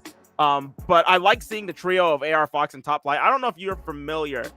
You've seen Lucha Underground. You know who AR Fox is. So, yeah. Sat right behind him at Mania, too. Oh, really? The Pat McAfee match. He was cheering for Pat right in front of me. No shit. That's awesome. So, yeah, AR Fox. This guy used to wrestle, I guess, a little, side story. But, back when Limitless Wrestling started in Maine, they used to do it in this little Amvets hall in Orono, a few close to where I live, and AR Fox would travel up here and fight Ace Romero in these crazy hardcore matches. That was and I was just holy shit, that's one of the reasons why I got into indie wrestling, was seeing that shit live. So seeing him finally get on the big stage, I was just very happy for him. And also seeing Darius come back, because he's had a pretty rough month. He injured his, I think it was his leg, came back, he was gone for a year, then came back, then got into a really bad car accident, one right after another. So now he's finally back to rescue with his brother. So seeing all of these guys wrestle, actually, I think they're a really good team, and I hope they continue. And after this match, AR Fox was given a contract. So more problems because they really need to start this ROH show. This is getting he's handing out contracts left and right. I swear to God, if they don't start a show, I'm just gonna lose it. Death Triangle and Ethan Page and Bandito, with Ethan Page going over. The women's eliminator match, Toni Storm against Anna Jay. She was supposed to face the Bunny, but she was put off the show because she was sick. Toni Storm gets the win to kind of hype up the match. Yeah. Then at the end, we had Moxley coming out to close the show. Firm comes and hits the ring, and MJF just does this huge over-the-top babyface save where he comes out and takes out everybody by himself. And then basically, he actually had a throwaway line in there to what is it called? William Regal. That, like, it didn't really seem like it would have meant anything at first, but going back after all of this stuff, you can tell they were setting up for that part in that match. So I thought that was interesting. But just a little promo to end the match, so and get you hyped up for everything that happened on Saturday. So that was Dynamite. I thought it was just an okay show. Yeah, so just getting you ready for the pay-per-view. So nothing really crazy happening. So yeah. Good matches, but it was funny that Saraya, when she got to her moment. Oh my God, I didn't even talk about that. Yeah, she knew not to say nothing. Like, she's done. She can't say anything else on the mic about Britt Baker, so she cut her interview real short. Britt Baker. So like, I guess I have two thoughts on that. So Britt Baker gave that promo, which basically she was talking about how she came in, she became the face of the company. She doesn't get credit for anything that she does in the background, like in the background and all that stuff. She just get a really heartfelt, pumped up speech. And I was thinking two things. I was just like, well, holy shit, like, this might be the best promo I've ever seen Britt Baker cut. And I'm really pumped to see her fight Saraya. At the same time, I'm thinking, I'm supposed to not be rooting for her right now. Like, this seems a little bit counterproductive, because I guess, like, this should have been like an easy layup for AEW, where you're just telling the comeback story for Saraya. I feel like this should have kind of happened in reverse. I think last week we should have had Saraya. We should have had Britt Baker cutting this promo, and then this week we should have had Saraya cutting the promo she cut last week tonight, and then Britt Baker could have said like 2 words to set up the thing, like Paige did, but like that didn't happen, because going into the pay-per-view, Saraya said nothing. Like you said, she said absolutely nothing. She just got trounced. I was like, what? I was like, okay. But you said a pipe bomb bit from MJF. Yep. Ridiculous. So did the crowd come off more 50-50, more 60-40, 70-30 when they fought Saturday? I predicted 60-40 for Britt. I was going to say, I think, that sounds about right. I think there was a lot more. There are people chanting for Saraya, but it was definitely a lot more chanting for Britt. And I guess that had to do with that promo too.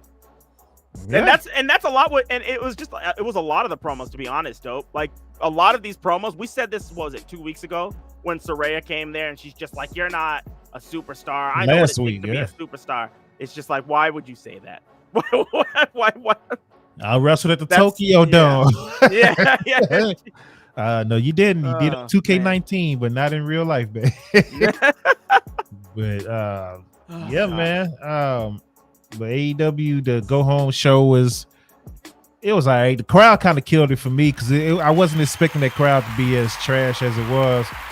But I mean, yeah, it's AEW, but it wasn't even a lot of people there. From the update on the little ticket website, it was only like 2,100 people there. And then it's 2,100 people there, 2,200 people there, and they're just kind of like, not a part of the show. When you go to AEW show, the fans are a part of the show. It's like they was there saying, "Oh, entertain me." So it just felt different. Like, it felt like a WWE show. It threw me off. I ain't gonna lie to you on that one. But that is AEW Dynamite in a nutshell. Let's get to SmackDown. And SmackDown started off. He said it sounded like they was in Dallas. Ty, eat a bag of dicks. How about that? because Dallas always give you a good crowd, partner. Ty, where you from? Put it. I want to see this. Where you from so I can trash your city real quick. I want to know this. That's what we doing tonight. We choosing violence. Yeah, let me know where you from. We Ty, coming for everybody. We coming for Please let me know. Florida. Oh my God! If you don't get out of here with that, Florida is the ass stain of America. Florida is the worst. Like, you should have never said nothing. Like, y'all out there slap boxing with alligators. And have you heard of Florida Man? Like, y'all have a whole man that nobody knows of, but every time we see the news, he's Florida causing a menace. He's a menace, bro. Yeah. He's just causing a ruckus everywhere he goes, bro. Yeah, Florida Man is biting off faces. Like, ain't nobody in Dallas biting off nobody's face. I ain't never heard of the Dallas man. I ain't never heard of the Maine man. I ain't never heard no Guess Dallas who I heard man, of? no Texas, and none of that. I heard of the Florida man though. Dope. Everybody know who Florida Man is. King said, I don't know why the guy from Maine is choosing violence. Okay, King. You see, that's between you and Dark. Fuck the Cowboys. Texas, the armpit of America. Stop. I'd rather be the armpit than the ass stain of America. Florida is ass. Everything about Florida is ass. The voting is ass. The political is ass. Ty said, I'm getting shit on over there. I'm coming back to my safe place over here. Yeah. Nah. That's all right. Cause I got Dark's comments pulled up over here.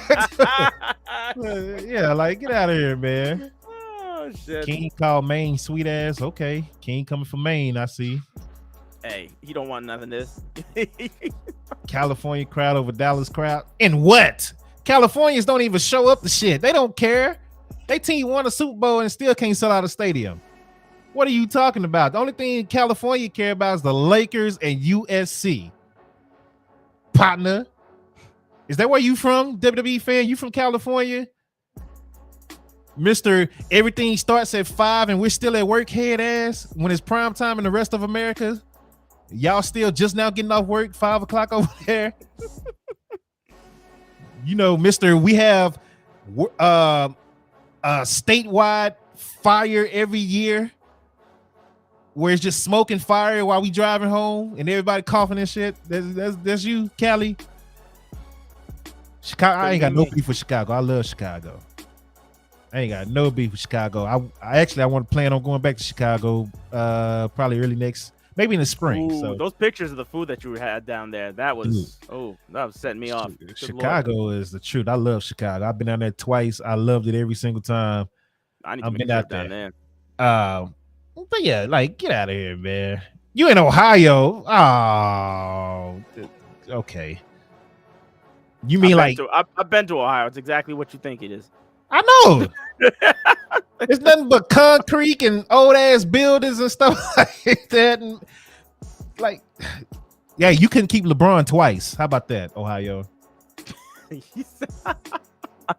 Don't just scare them old block demons. First of all, the old block don't even run old block no more because they about to get moved out because they doing a gentrification over there. So by the time I go back, old block is gonna be gone. So, Mr. We gotta check in with old block. No, the fuck we don't. You don't own nothing. You're about to get removed because they taking away all your apartments. So, you know, bye, Mr. Old Block. And plus, I've been to Old Block twice. Both times I went to Chicago. I ain't stayed long at night by myself, but I've been to Old Block twice. Hell no. Average day in Ohio is explosions and shit. Wow. Average day. Hey, Ty, stop the cap. What are you talking about? You said they could stop the cap. Right. This man over here. You're mistaken with Detroit. Boy, where my Florida gang at? Dude, get out of here. Liz will come in. My death relief application just got approved. Okay. Well, shout out to Lizard. We got some haters, man. We doing cities versus cities. I was gonna say we just had a sign. Yeah, we over here. We over here beefing. We talking about SmackDown. Oh shoot. Yeah, I think everybody can agree. At the end of the day, everybody hates Florida. You said ain't shit happening in Maine. That's what's the beauty. That's the beautiful part about Maine. Ain't nothing happening. It's peaceful. I don't have to worry about nothing. Exactly. Y'all be talking about all your problems, and that's what I'm worrying about. Nothing, absolutely nothing, except the cold. It snows a lot. It does. It does. That East Coast shit. Oh, yeah, they wake up. They say Ohio got explosions all over the place, Lizard. That's what they doing. Shit is crazy, man. Why does Wyoming exist? Because it's better than Florida. That's why. North Carolina, South Carolina. You know what? It's hard to pick between Florida and Minneapolis. I don't know which one is the worst. Hey, shout out to Lizard re-upping on that membership on YouTube. Look at the notifications coming in bold over here on YouTube. All right. King said, all right, I come to Maine and shake shit up. King, you and the Mean Street Posse. What was the name of the group? With Shane McMahon when they had the sweater vest? Was it the Mean Street Posse? As soon as King gets here, they're just gonna be news reports. It's gonna say Cincinnati man, or what is it? Connecticut Ohio, man. Connecticut man. Yeah. He He said they want to be Iraq so bad. Facts, bro. I'm not from Greenwich. Man, shut up, King. It don't matter. You from Connecticut. Ain't no gangsters in Connecticut. What you doing? Who y'all fighting out there, man? Vince McMahon? You fighting Vince? That's where the rich people stay? Oh, I forgot. All right. Next time I pull up to Dallas, we having a brawl. I'm about to throw hands. Got to defend Florida. Man. All right, Ty. Come on down here. I'll be waiting. Florida is ass. We better Google. Man, ain't nobody finna Google no Connecticut. Who the hell Googles Connecticut? I feel like that's gonna automatically put a virus on my computer. I'm saying. I'm all set. Why are we Googling Connecticut? Oh shoot! You got a nice rap. I don't care about none of these new rappers. They all suck to me. I be thinking I'm Mike Tyson. Nah, I just know I can fight. I ain't got to be the Mike Tyson to Twitch, and I ain't no hoe. So my granddad's crazy. I forgot to tell you this story. I meant to tell you this story last time I talked about my granddad. So my granddad in Texas can catch these super kicks tied. Now you want to okay? You want a handicap match? Like, you want? Okay. Hey, we chill over in Maine, but if you want to bring that out, boy, hey. I'm telling you, look. But look, my granddad, this is a story I meant to tell you last time I was talking about my granddad. It was a while back where we did like a watch along, and I mentioned my granddad being crazy. That's why I was like, I talk shit because I don't fear nobody except maybe Mike Tyson, because I'm not fighting him. Sorry. That's his only guy. I'm not fighting Mike Tyson. But you ain't gonna be that dude on that plane. That one. Nah, buddy. Nah, it's something about Tyson. Nah, buddy. That dude. When you got pigeons, a coop of pigeons in your room, and you I'm sorry. And you that big and your voice is that high? Can't do it. But so my granddad back in the day, he's a preacher down here in Dallas, right? His church is pretty big, pretty successful, whatever. It's not like a TD Jakes, but it's good. You know what I'm saying? They've been on TV for years, did radio on years. He's still on radio now. Back in the 90s, during the Attitude Era, he did a funeral for a guy that got killed down here. And the guy so happened to be one of Mark Henry's close friend.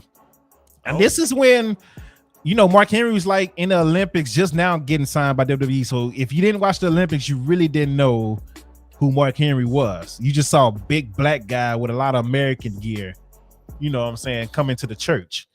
Poetic Beauty, what's good? And I wish I still had this tape because it was on tape, because it was filmed. He was talking about the guy, like the guy was in the street life, the guy that died, they got killed. He was in the street life bad. So my granddad was kind of like using him, was like, hey, this is not where you want to end up, because of street this and street that. Basically like saying, hey, he's in here because he didn't live a good life. Mark Henry sitting in the back of the church did not like that. So after the sermon, Mark Henry pulled up on my granddad and told him, I wish my cousin was here so he could vouch, and told him, hey man, I don't appreciate what you were saying. That's my friend there. He was a good guy. He just had a rough life.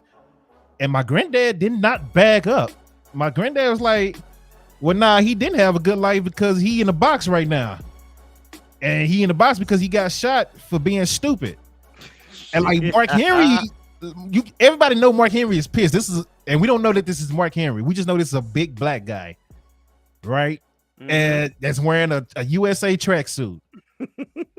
And like, yo, he's ready to fight. Mark Henry is clearly ready to fight at my granddad's church. And my granddad was not backing up, dog, at all. And we looking at my granddad like, yo, what's wrong with you, bruh? And my granddad's like, yo, I'm not scared of nobody. He might whoop me, but I'm not scared of nobody. And that's how he raised me. So hey, that's just what it is. It's in the blood. And like, you might whoop me. I doubt it, but you might get lucky and whoop me. But I ain't scared of nobody. Except Tyson. That's about it. Yeah, that's it. Except Tyson. But yeah, we supposed to get into SmackDown. Let's stop playing. We've been walking around. Yeah, man. But man, I wish my cousin was here because like and it's recorded. Like we had the tapes and everything. Like it's recorded this altercation and everything. And a month later, Mark Henry, we see him he pulled back up to the church. And now we kind of know who he is because he just got signed. So now we know, hey, that's Mark Henry. So next time he comes in, we know who he is. Yeah. And we like, hey, man, we got scared. We like, hey, man, I think Mark Henry's coming to whoop you. So, like the deacons are telling my granddad, I think he's coming back around to, come at you crazy. Because again, it ended heated. But he came and told him he respected him because he didn't bag away from him. Like told him face to face, like, I respect you. That? And then he left a big donation to the church. So, hey, shout out to my granddad, man, for not bagging down. I think you stupid for not bagging down to Mark Henry, but hey, that's what it is. Ty say I'm putting Mark Henry in the Hall of Fame. Ty, Mark Henry would. Man. See, this is wrong with Florida people. Yeah, that's Florida for you. Yeah. Stop, man. Okay. Anyway, Ty, on that note, SmackDown. King say, so I can make money for not being pussy. If you're not pussy in front of Mark Henry, yeah. Mark Henry left a big donation. I'm talking like he left a big donation for the church. So like, hey, just because he didn't back down, bro, like that's crazy. I can tell you right now, if you act like that in front of me, I'm gonna sleep you, King. It don't matter what. I ain't giving you money. I ain't giving you money.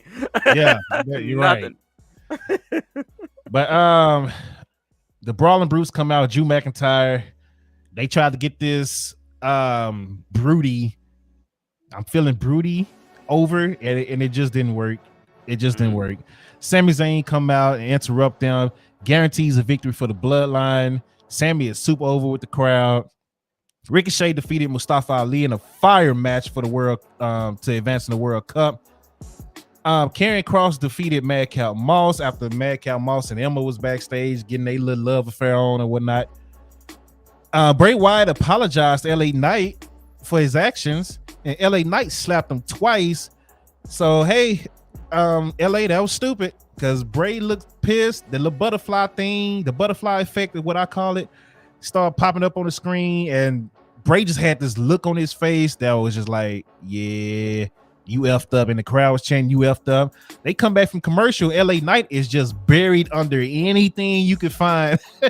Face first. It's like a bunch of random stuff that they had backstage that wasn't nailed down. Yeah, like they just put it all on top of him. Bruh, like, yeah, and Rob, you would have ended up just like LA Knight too. While you talking, LA Knight tried to run out of there. They tried to interview him backstage. He's like, I'm not gonna stay around for this. He got up out of there, but the little rabbit, the white rabbit, was behind him the whole time. So, did I notice Bray arguing backstage? No. There was a segment with I think it was Karrion Kross and the Bloodline, and they were talking, and then in the background, just Bray Wyatt was just like lurking, like in the way back. It was like sort of like a little cameo appearance of Bray. Huh? He's just kind of standing there. Yeah. Okay, I'm gonna have to go back and watch that. Sami Zayn made Jey Uso pop again, man. Jay was mad at him for guaranteeing a win. He's like, we don't even know who the fifth member is and all that. Then Sammy disappears and Sammy sneaks back in while Jay and Jimmy are talking, does a little handshake thing that make everybody laugh.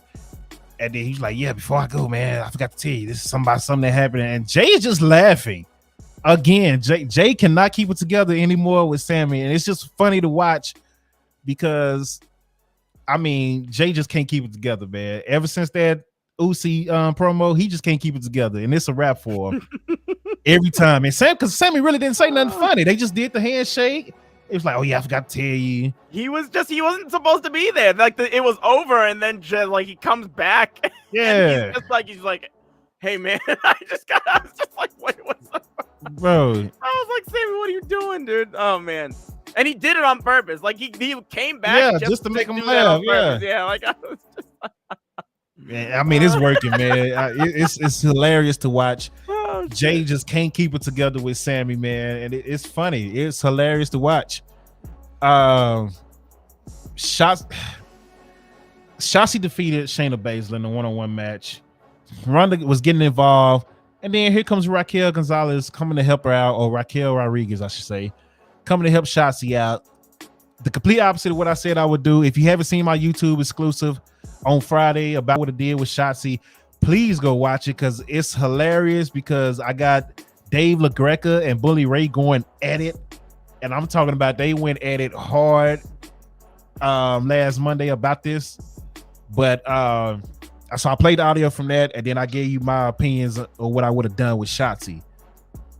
But yeah, exactly, Rob. Rob saw the video. They did literally the opposite of what I said I would have done with Shotzi. So please go watch that video and check it out. And leave your comments. If I like your idea, you'll get an Amazon gift card. It's never been so hard to give away an Amazon gift card before in my life. Give away free merch to the people. Did a YouTube exclusive and said, leave your comments and your ideas. If I like your idea, you get an Amazon gift card. That easy. I don't know why. I wouldn't have beat Shayna like this. This doesn't make sense to me.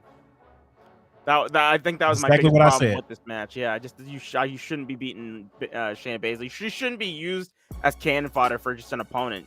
Build her up, make her strong, and build to that match with her and what's her name, Ronda, because that match could be fire, but it needs to be done right. So yeah, you only had 2 weeks to do it.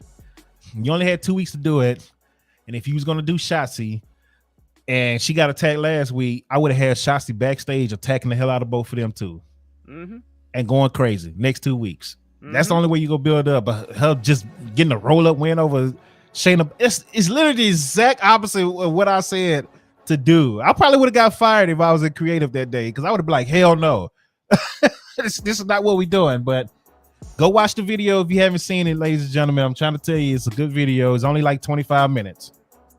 And it's a lot of funny parts with Dave LaGreca and Bully Ray going at it too. So Braun Strowman and the New Day defeated Imperium. Now let's get to the part that I was talking about earlier that I did not like with Gunther. There's 2 parts in the match where Braun Strowman is literally chasing Gunther around the ring like they're playing hide and seek and tag. Big ass Walter, aka Gunther, is running full speed away from another grown ass man, and twice. I did not like that. The first time I laughed because I'm like, this looks so stupid, and then he did it again. So you mean to tell me? Then after the match, let's fast forward after the match. After the match, Ricochet is bold enough to go face to face backstage with Braun Strowman, but Gunther is running around the ring like a little bee. He's running away from Braun Strowman. Omos is standing face to face with Braun Strowman, but Gunther is running away, your IC champion. But Ricochet is bold enough to come in his face. Ricochet is bold enough to get face to face with Braun Strowman, but Gunther is running. Yeah. Like, oh my God, bro. This is the direction that we're going into. As soon as this tournament started, I was just like, well, how about we just stop this and book Walter and Braun, because this is what they want to do. Nobody's gonna beat Braun. They booked Braun so strong since he came back. Nobody's gonna beat him in this tournament. That's the match that we're gonna get. They want the 2 big men having the fight, and and Braun's going to take the title from Walter. So I'm not looking forward to this. So he's going. I don't think Braun's going to win. Nah, he's going to win. The only way he loses is if somebody gets in and interferes. That's the only way. I hope it's somebody flippy. One of these flip floppers. Yeah, I hope it's one of them. Matter of fact, I hope it's all the flippy people. Just every cruiserweight just come out and jump Braun. That would be hilarious. That would be amazing. Because I mean, Ricochet brought it up. He say, "Hey, you sleeping on the flip floppers? Your word's not mine. It's gonna end up costing you." So that would be funny. I would actually like that a lot. He said, "I'm telling you, dog, that would be hilarious." Braun about to be the only person in history to have a mid-match with Walter. I mean, the way they got Walter looking, Gunther, he's running full speed, bruh. Badass Gunther, bruh. AKA Walter was running around the ring, full speed, running from another grown man. Why? There's no point that anybody, I don't care if it's Bray Wyatt, old school Kane, Undertaker, I don't care who it is. Nobody should have Gunther running around the ring scared and chasing him, bruh. Nope. Who booked the Lizard? I don't. Paul Levesque. Yeah, if he didn't book it, he definitely allowed it to happen. Oh my god, that pissed me off. I laughed the first time because it was just weird as hell watching this big ass man running around the ring. It's because you never seen Gunther run around the ring like that. So I laughed the first time, but second time I was like, "Oh, they really doing this right now?" But hey, Braun and the New Day get the win over Imperium. Bush defeated Sami Zayn. It was a lot going on. Max said Gunther's trying to control his narrative. Ty said Dark's gonna pull up to Connecticut next time they book that shit. Hey, I'm gonna come with him too. True. He said James Ellsworth didn't even run. Yeah, that's true. That's what I'm saying. And then you follow that up. That what made it worse. You followed it up with the next segment was Ricochet going behind, hitting in Braun's face after Gunther just ran from him. You followed it up with Ricochet, but hey, whatever, man. It's so stupid. It's so stupid. Pete Dunne. I'm sorry, not Pete Dunne. Butch defeated Sami Zayn to move on in the World Cup. And then a brawl happens between the Brawling Brutes and the Bloodline. Roman comes out. He cleans house until Kevin Owens comes out. And Kevin Owens comes out cleaning house. Super kick. He catches a Superman punch from Roman because he had to stare down with Sami Zayn. Sami looked shocked, didn't want to touch him. But he ended up catching the Superman punch. And then he got right back up. I can't remember what happened between that. Oh, Roman and Sheamus started fighting.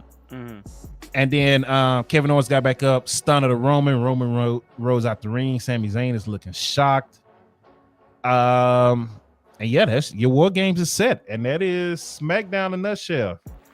Which is what I imagined was going to be the last spot that was filled on that team. So it was just a matter of if Kevin Owens could make it because he did get injured. He had they thought there was an MCL, I think, sprain, but it wasn't confirmed if it was a sprain or an actual MCL injury. So good thing it was just a sprain. So did it seem like he was limping a little bit? He was limping visibly to the ring. Yeah, I'm nervous and he didn't run down there or anything. So yeah, they're gonna have to be very, very safe with him leading up to this match and this War Games match. I think after this match he's gonna be gone for a while. So that's what I'm thinking.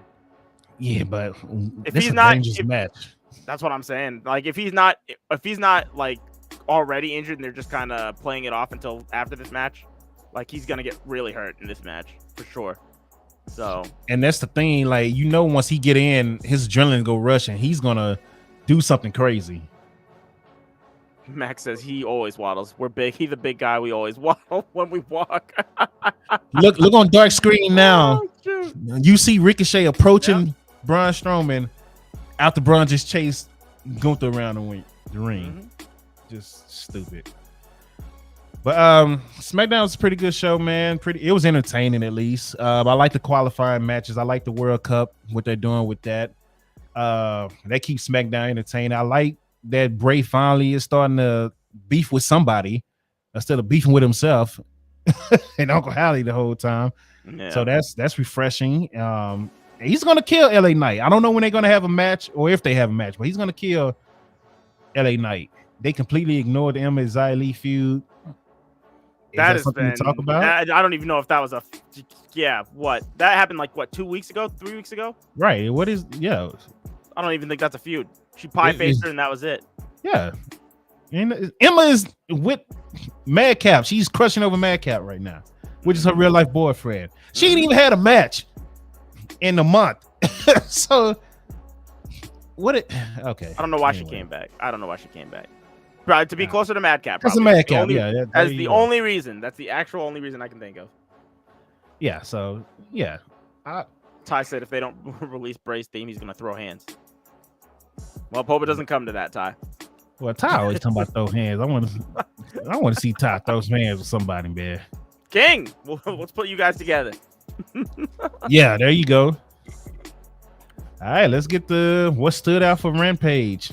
I know my moment that stood out. All right, give me 1 second. A good old Athena laying that right hand to good old Aubrey. That was my favorite part of the show. All right, we are going to get into Rampage. Let me put this on again real quick. All right, getting into Rampage. We promoted some things for the 0 hour for Full Gear, there's one match I want to talk about before at the end of this that I forgot to talk about during the Full Gear review. So we had Tony Schiavone interviewing Chris Jericho and Sammy Guevara about the Fatal 4-Way match of Full Gear. Hook had his FTW Championship match, retaining over Lee Moriarty, going 16-0 in AEW. Tony Schiavone had a backstage segment with Rush and Jose, along with Ten and John Silver of the Dark Order, where Rush threatened to murder Silver. Athena defeated Madison Rayne in a quick match. And Mercedes Martinez came back out and chased off Athena. So setting up possibly the next challenger for Mercedes Martinez. That would be dope if Athena could come through and beat her at what is that Final Battle? Is that the last show? Yeah, in December, At Final Battle. So we had the Factory and the Best Friends and Rocky Romero set up a 5-on-5 match for the 0 hour show. Another teaser for House of Black. We did not get them at Full Gear. House of Black did not come back. We didn't. Mark Henry interviews the main event people. Eddie Kingston and oh good lord, Ortiz going up against Jun Akiyama and Konosuke Takeshita. This was a big deal for Eddie Kingston because Jun Akiyama is like his idol. He looks up to Jun Akiyama and just that era of wrestling, the King's Road style of wrestling. That's what he bases his style off of. So this was a huge match for Eddie Kingston. And he lost in this tag match. After Rampage, it was announced that Eddie Kingston would be in a singles match against Jun Akiyama on the 0 hour. And it was also announced that Konosuke Takeshita had officially been signed. Another signing coming out of the week for AEW. But the match at Rampage, or the match on Full Gear for the 0 hour between Eddie Kingston and Jun Akiyama, I thought was really, really good. Before the match even started, Renee was interviewing Eddie Kingston, and Eddie Kingston's normally just one to just talk a lot on the mic and always has something to say, but he was so choked up in the moment that he was going to be wrestling his idol that he couldn't even say anything, and I thought that was so powerful. The match itself was really just like a tribute to that style, the King's Road style of wrestling. It was really dope. And Eddie Kingston beat Jun Akiyama at the end of the match. He was on his hands and knees, just like praying to this man. He was crying. He was like actually crying. He was hugging, like he went up and he just like shook Jun Akiyama's hand. And yeah, this was like just a really good feel good moment. And that's how the show essentially started. So yeah. He cut a promo and he's like, I got 2 minutes and 45 seconds. He did say that. And he tried to start talking and he actually started promoting the show He did. He's like, oh, gotta go, bye. And just threw the mic in the middle. He's like, hey. He tried. He did a good job. Just buy the fucking show by now. He's like, why you ain't buy the show? He's like, if you're here, yeah. Yeah, but that was Rampage. My favorite part was, again, Athena. That's the only thing that stood out to me. Athena knocking out Aubrey. I wasn't expecting that at all. I knew she was turning. They got the whole heel thing that they've been working on with her on Dark. That lost Jade. It changed her. Yeah, she switched up. Yeah, and now Jade seems to be face. I mean, or Nyla Rose was supposed to be face. I mean, she did pay tribute to Eddie Guerrero, but I mean, I don't think nobody.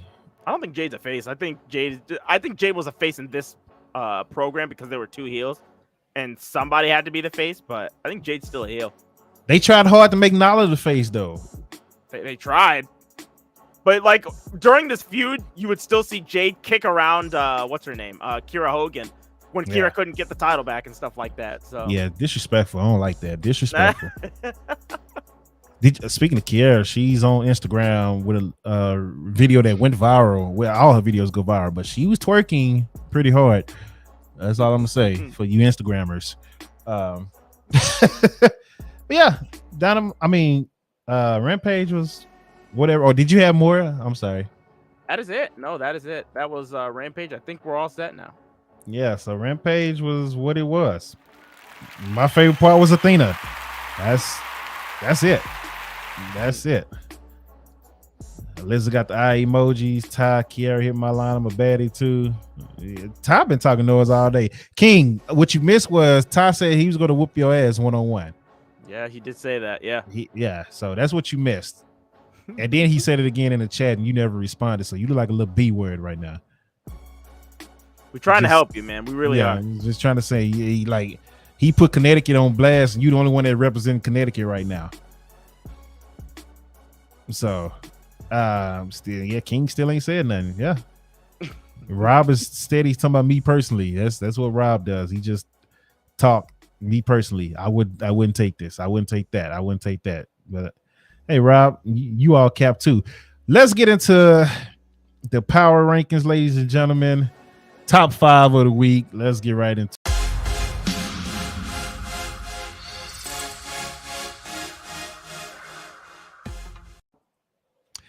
And we are here. Where the hell is my overlays? Okay. All right. It won't show me my overlays. Perfect. So we're going to be stuck on all elite because stupid. This shit is fantastic. This is just great. And Ty is still talking noise. Stay silent, King. King, where you at, boy? Because he's definitely getting on you right now. He's definitely getting on you right now, and I'm starting to believe him. I'm starting to believe that he can whoop you, King. And he's silent. Hey, this is what happens. All right. The real ones come out. Hey, when they get put in that pressure cooker and they don't got nothing to say, then you know what's up. Yeah, there you go. Look, Rob is yelling for him to fight back. I don't know what's going on. I had to stream media for a second. Oh, well, we all cheering for Ty then. Let's go there, Ty. At least Ty pays attention with the stream on. Ty said for the 3rd time, King, Ty said he's going to whoop your ass. That's what he said. And look, he said it again. And he tagging you. He adding you. He pulling your whole card right now. Man. This kind of confirms what I thought about King the whole time. I'm not going to lie. And King just laughs and say, okay, that's disrespectful to laugh at another grown man, King. He just says, okay, Ty, he don't call you King. See, King always want to come out to me, but he know he can't. He capping right now. King, don't forget, I know your address now. So I got freaking flyer miles. I will pull up on you legit, King. So I'm gonna stop calling him King, call him the Connecticut man. I'm saying that's your new name now. Congratulations. Yeah. The Florida man versus the Connecticut man. That's the match. That's how we're gonna book this match. Yeah. Hey. You talk about tag team match player. Teddy Long in the building, ladies and gentlemen.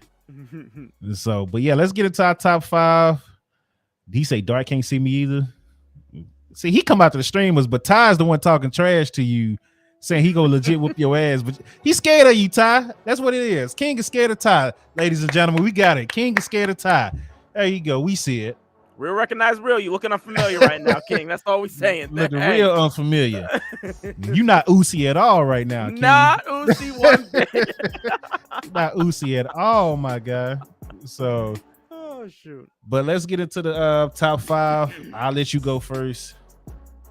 So, honorable mention to Jon Moxley. I'll just start off with that. My number 5 pick goes to MJF because throughout the weeks I thought he was number 5. Yeah.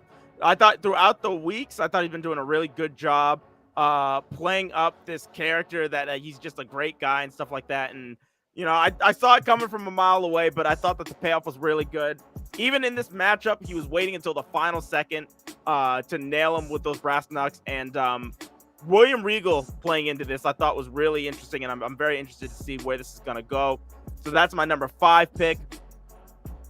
My number 4 pick is going to go to Mayu Iwatani because she did a fantastic job, as always, in that matchup. I thought she just sold like a champ.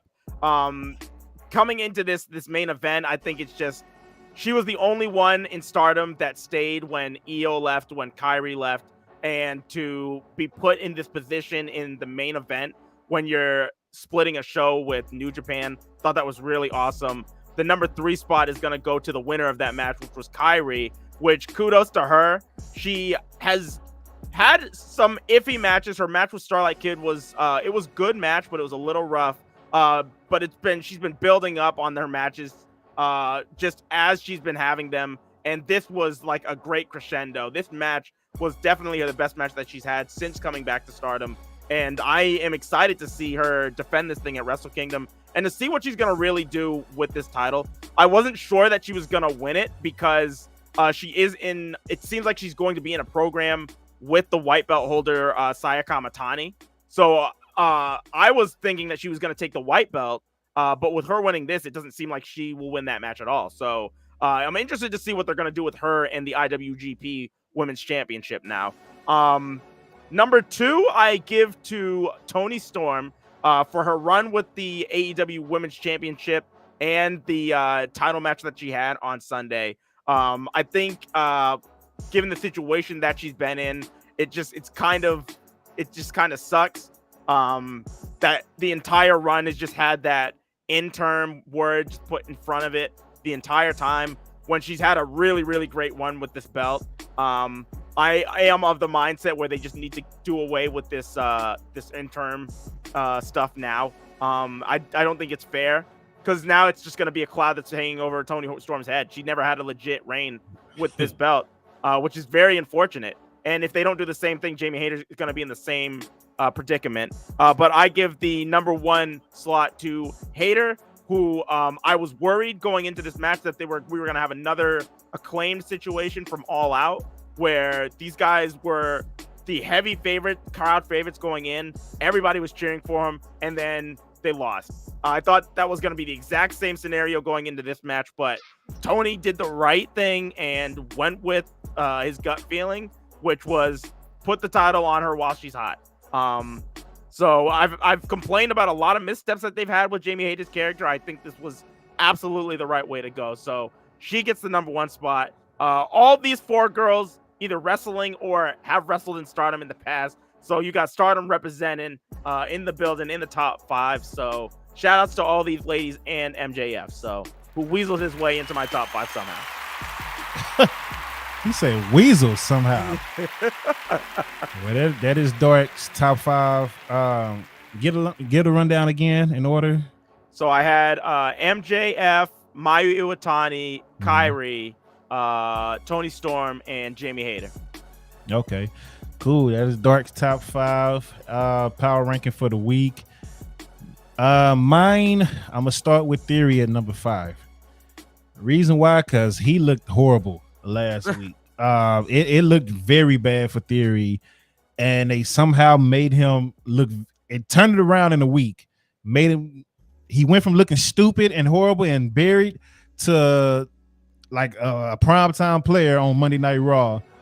for the next, for the future. So shout out to Theory for that, and the creator for turning it around. And like you said earlier, the way they explained it, why he cashed in on the US title instead of Roman, it made sense. So I give Theory number 5 for that.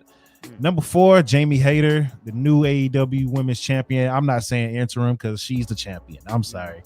Thunder Rose is the interim champion. Don't apologize. Yeah. Thunder Rose is the interim champion. I'm sorry. Toni Storm was the champ, and she lost to Jamie Hayter. Jamie Hayter is now the new women's champion. So Jamie Hayter is number 4. Number 3, Samoa Joe, baby. OG, double champ, Ring of Honor. What is it? Television champ? Television champ.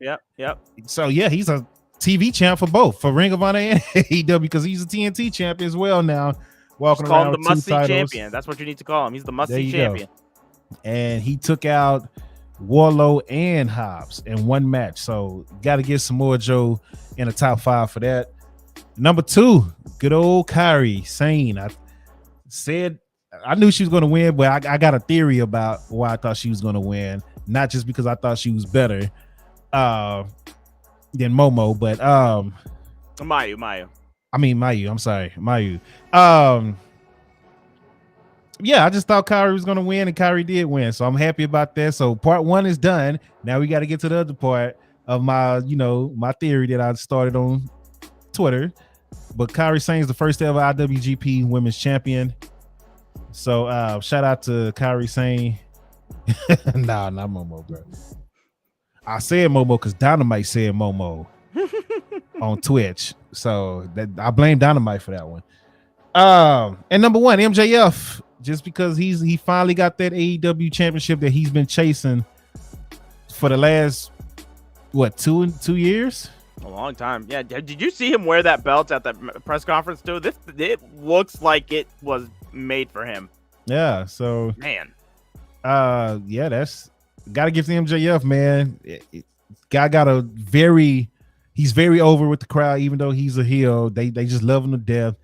And let's see if he bring those ratings like he say, man. I think he can. He definitely has potential. He can. And we're gonna find out pretty soon because he's a champ. So we'll know what's up with MJF if he can bag up all that talk that he's been talking. But yeah, once again, Theory number 5, Jamie Hayter number 4, Samoa Joe number 3, Kairi Sane number 2, and MJF number 1. You said motorboat Jacob Freeman. Yeah, there you go, Ty. Hey, and you definitely number 1 for that because that was he picked a good one. Let me say that. Yeah, he picked a good one. Yeah, he picked a good one to do that too. So he went straight for him too. He saw him from a mile away. Oh, buddy, it's hard not to miss. He was at the top of the ramp, and he was just like, "Hey, bro." If I saw him on my computer screen, I know he saw him from a mile away. In person, would have did the same thing. But premeditated attack. Yeah. Facts. So shout out to the Power Rankings, ladies and gentlemen. I mean, do we really have to do a show of the week? Let's do a show of the week. Let's go ahead and then we can end the show. Oh gosh. It's down to 2 shows for me. Oh man. Right. I'm gonna give it to the Stardom crossover show because I thought altogether there were more matches that I was interested in, and I had a better time collectively watching that show. Full Gear was a good show, but like I said, there was a lot of matches that just kind of felt like filler to me. But I did like Full Gear too. Full Gear would be my honorable mention. All right, I'm gonna give it to Full Gear.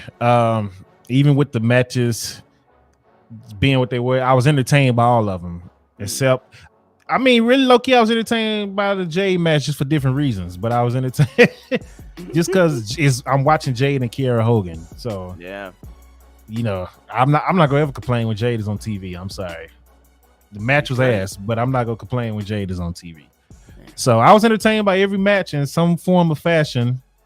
So I'll give it to Full Gear. It was a good show, and it didn't feel as long as it was. Like all those matches, and I was like, okay, let's go, let's keep it going. I didn't, how it is, because when all out, I was like, golly, how many more matches we have left? I remember watching Double or Nothing with you and Ern, and that show, yeah, bruh. The Matt Champion was good. So yeah, it was a long show, but it didn't drag Yeah. me last night. It didn't drag last night. So my show of the week, Full Gear, his show of the week, Stardom. And that was a good show today, man. Appreciate everybody coming through today. We went a little bit longer than expected, but we had a lot to get into. And then we kind of went off the rails talking about cities versus cities, state versus state, but we still did pretty good time. And even with all that, we added the pay-per-view and all that. So Dart, go ahead and promote what you got to promote, and we can get up out of here. So I think tomorrow, because I feel like tomorrow, it's either tomorrow or Tuesday, I'm going to try and do MTDW because I didn't get it last week. We'll have JWA, or MTDW is going to be done with me and Ern. And then we'll also have another episode to catch up this week as well. So we'll have 2 episodes of MTDW, an episode of JWA with Max joining me. We're getting closer to pay-per-views. And then, yeah, from that point, I'm going to try and possibly play. I've been wanting to play Modern Warfare on this channel, and every time I just end up not doing it. So maybe this week will be the week. So we'll see. Yeah, Dope. Maybe we can play some COD on stream. Okay. I haven't played that in a while. I ain't gonna lie to you. I've just now started playing WWE 2K again this past week, so trying to get my feel back for that.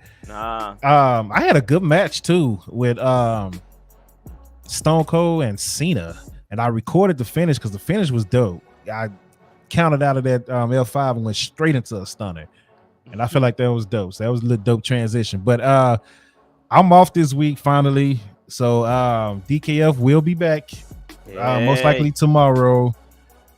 Tony asked me to do a watch along with him for Raw. I haven't done a Raw watch along in so long. Good luck with that. Yeah, it might be good.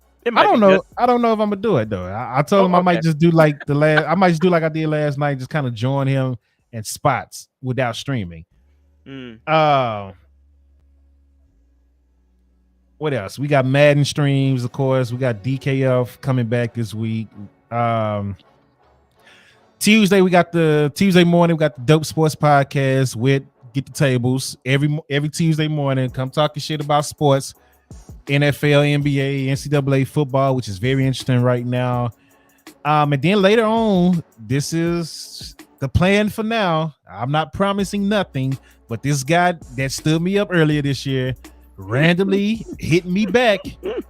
He just randomly, because I ain't talked to him in a long time. He randomly hit me up saying, hey, apologize and everything, say he want to get on this week. So Jay Leon Love, part of the money team, Jake Paul's trainer, former pro boxing champion, Jay Leon Love will be getting on with me Tuesday evening. That's the plan. If it doesn't happen, it's not my fault. Y'all already know this.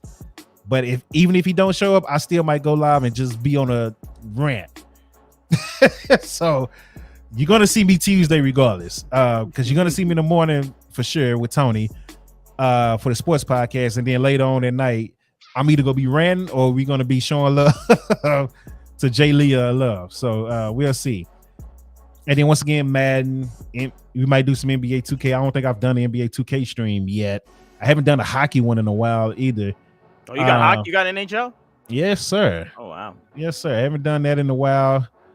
I'm trying to think. What's Thanksgiving? I'm definitely not doing nothing that day. What's Friday? Friday, day after Black Friday. I might be out shopping, honestly. Hey, the smart thing to do, just do everything online. That's what your boy's gonna be doing. Hey, I'll do that too. But see, the thing about that is you miss. It's certain things you can't get online. Like 2 years ago, or was it last year? It was 2 years ago.